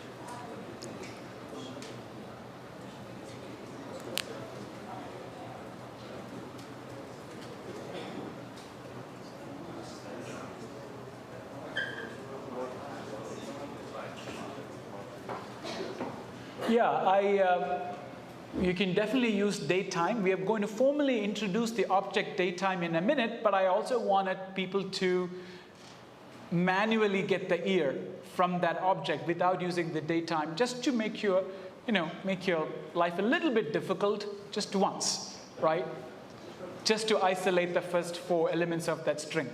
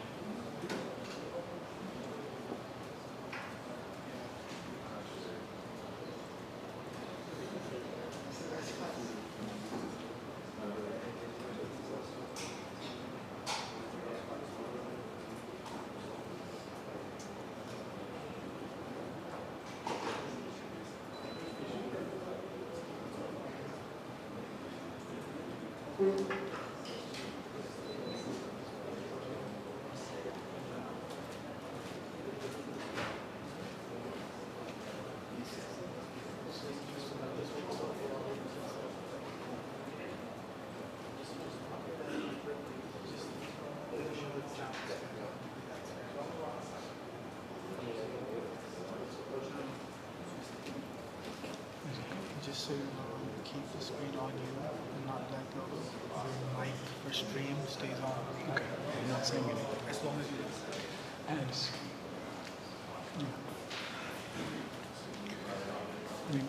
let's leave it.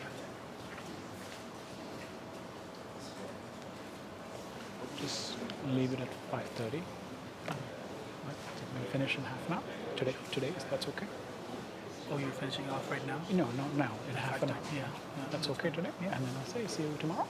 Yeah, just, well, yeah, see you tomorrow, but make clear that we're going to make some announcements before they leave. Yeah, sure. Locally?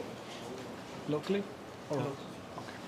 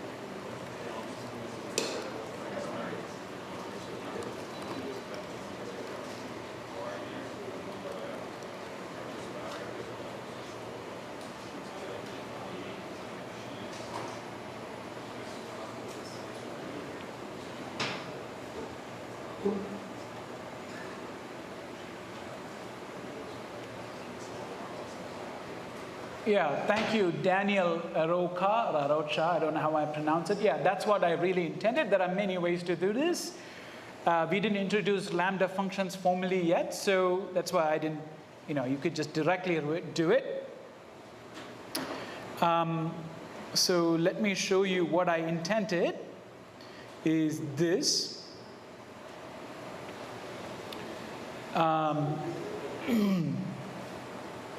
That you create, oh, sorry, I didn't mean to keep you in the dark. So many ways to do this.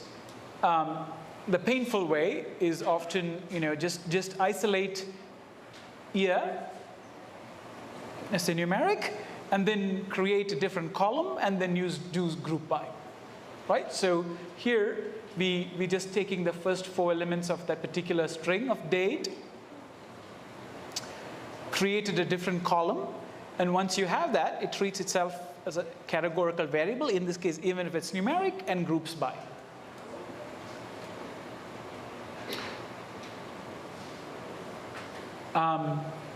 Okay. Let's move on. So,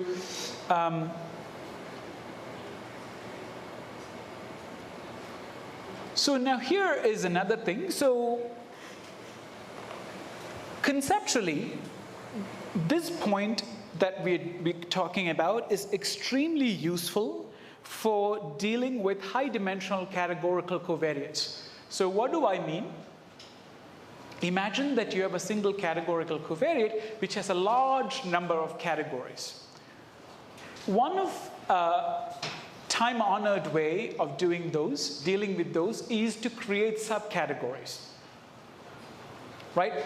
So this might seem conceptually and even syntax-wise simple, and I agree, but the idea it contains is very powerful enough for me to emphasize, take a minute. So in this problem, right, and this is also a way to create visualizations that are useful. So here, yes, we will Rogerio, we will definitely give answers at the end of today or tomorrow. We'll post answers, the notebook with all of the answers at the end of the class, as I said before. We're definitely not going to keep you in the dark. So, crucial, important point, both about having, if you have a categorical variable with many, many categories, or that you can create categories from numerical data and use them for visualization, or use them and combine them with group by, right? So this way you can take numerical data which does not have a natural group by syntactical background to combine, to transfer it by creating categories and then group by accordingly.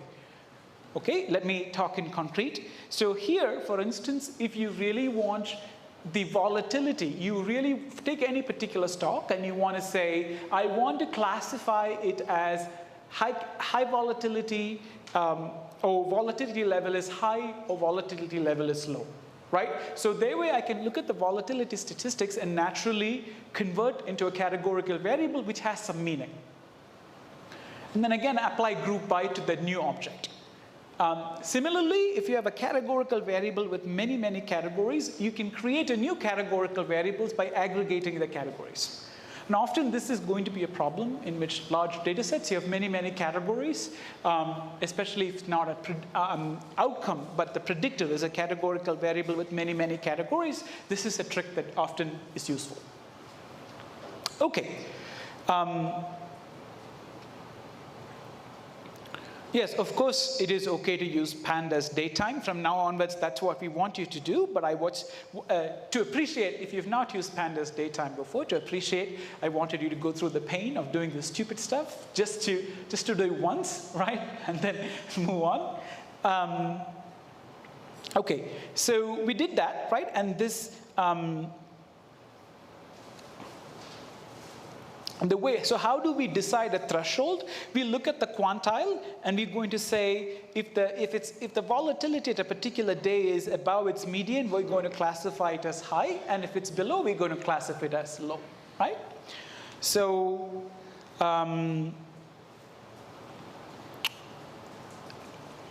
there are many ways to do this. Again, you can use write a function to do this. Here, the case writer used the syntax np.where, especially for this is a slick way to do this if you have two categories. What the where function in NumPy, what it does is that you give a clause here. In this case, the volatility is below the vol stat, the 50% threshold.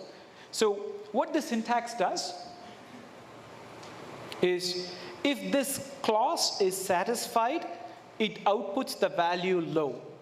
If it's not, it outputs high, right? It's just do a simple, there are many ways to do this. I don't want to spend too much time on it. So what this piece of code is doing is exactly what I told you in words, which is to take every day for every stock and classify whether it was a high volatility day or low volatility day.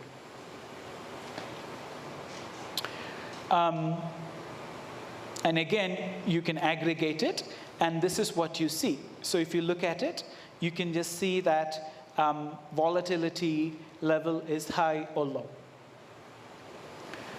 That's the data science aspect of it. But the deeper point here, this shows a way to analyze data. I don't want that point to be lost in this discussion, which is that this is how you create visualizations. This is how you take numerical data and turn into categories. Then you can plot, you can visualize, you can group by, analyze data separately for those groups.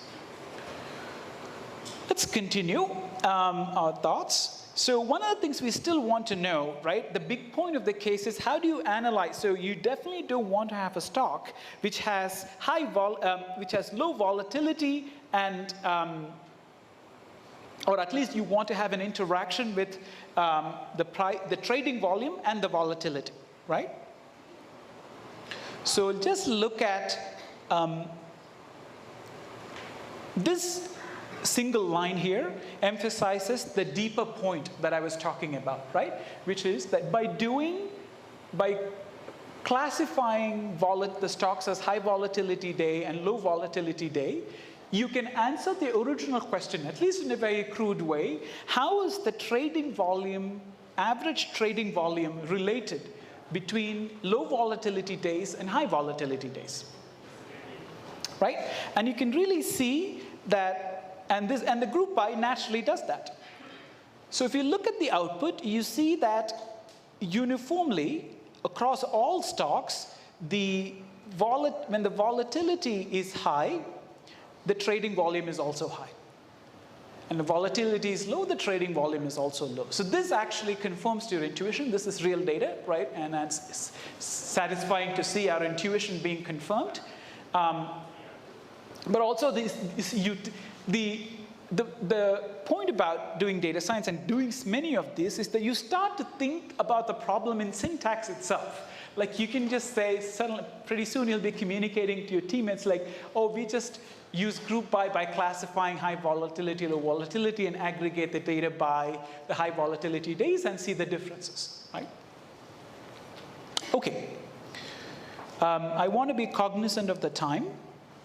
So let's keep going. Exercise 7 asks you to do the same, but instead of having high, low, you can add another one, which is medium. Okay, so I want to make a point here is that obviously there is no unique way of doing how you classify it into different things. It's part of doing data visualization. You are the, you are the judge of what you want to do. My preference for doing this is to avoid clutter. I want my visualizations to look sparse. I don't want, every plot should have one key idea, not too many of them, right? Because we can't process and internalize too many things in a plot at the same time. And this is a mistake that I've seen even academics make, right? That at all levels that give a kitchen sink on the screen and then ask you to interpret too many things. Okay. So this case would not be finished without introducing plotting tools. So we're going to introduce both. We're going to use matplotlib, which is very useful for certain plotting objects, especially when you combine it with group by. But also Seaborn, which we will introduce in the next case, is sort of the Swiss Army knife, right? Do you guys know the Swiss Army knife? They can do many things, very flexible, and that has its own functionalities. So we'll use both. Let's continue using matplotlib. We're importing it as PLT. This command right here also lets you make a plot inside, right in the notebook. Okay. I think many of you knew this, but I will just pause and say, so this date time object, so Pandas recognizes, and this is why it's extremely useful for time series, when you have a date in your data set, the date-time library, which is extremely flexible, useful, converts it into a date-time object that Pandas knows how to interpret, right? Like if you import data as a string, that Pandas doesn't know unless it's a date-time object that March 3rd comes before March 4th. So when you plot it, it doesn't know how to naturally order the days. Whereas if you convert into a date-time format, then you created a common index that you can overlay plots on top of each other. Not only that, when you create an object into date-time format, you can give it 2 different dates and see how many days in between. And automatically, it takes into account all the leap years and all of that you don't have to do all the nonsense. I can't count leap years, right? So all of the nonsense that goes into time counting. So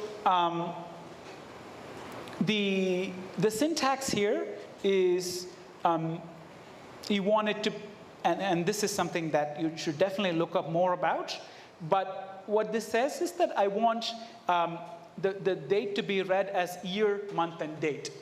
If you don't have date, I think in your data set, it automatically sets to default of the first of the month or something. I think you should look it up. Okay, so once you do that, you can plot. I don't know, for some reason my plot is all, yeah, it's clumped together by detail. So one thing I want to talk about, the syntax of this object. This might be confusing to people who have not seen it before. So what this says, this is a command that is inherent to the matplotlib library. It returns a tuple. Figure relates to the actual figure, and ax denotes the axis, right? So figure is often used if you want to make a plot and save it in your computer, you refer to the fig object. The axis is the object that you actually need to make the plot, right? To change the x-axis to the labels and all of that. So it's a syntax. Again, it's probably the weirdest syntax of all, I would say, especially because it's a tuple. That this plot.subplots returns a tuple, and that's, you only know that by looking at documentation. Okay. And if you look at it, what happens is that the periods of high volatility days clump together. Don't know why my, let me show you a better picture. Yeah, I don't have a better picture. I hope you can run this piece of code in your notebook. And to see this picture, and what you really see in this picture is that you can see high volatility days clumped together, and it's not uniformly distributed over the time. And this plot gives you an insight that you would not have gotten by looking at only the table, right? The fact that high volatility days are together and the low volatility days instead of being uniformly distributed. And the final point that I want to make is that you see how the group by plays nicely with the plot.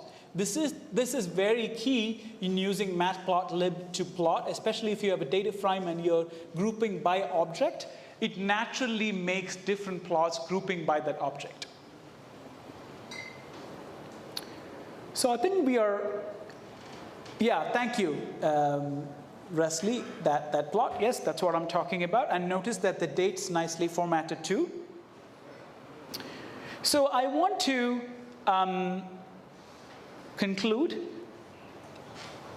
by saying that what did we learn from both technical point of view? So the technical point of view, I hope we've gone through a quick introduction of pandas.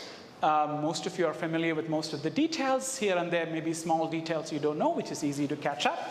We will give you the answers to this by the end of the case, so you can go ahead and refresh some of these things. All the solutions to the exercises are there.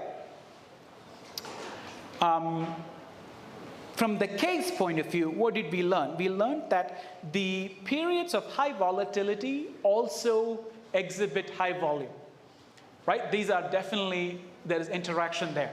And the way we arrived at that insight requires some discussion, right? Which we talked about the idea of artificially creating categories, even if you have numerical data. But even before that, even defining what high volatility is, we didn't even have a measure of volatility. We used one particular measure, which is the difference in the prices related to the opening price. Another thing one could do is have a different way of measuring volatility and redo the same exercise and see if you change your definition of volatility, does it remain the same? Things like that. What are the tools that we learned for the larger cases, for the larger data science context, hopefully is to how pandas as a data frame works, how flexible it is, and we'll see some more tools tomorrow to see all more the functionalities, how the group by object is both conceptually powerful in identifying, classifying groups, but also how it nicely plays in with matplotlib. I think I'm going to stop it for today. And we have some announcements to make locally, right? Yeah.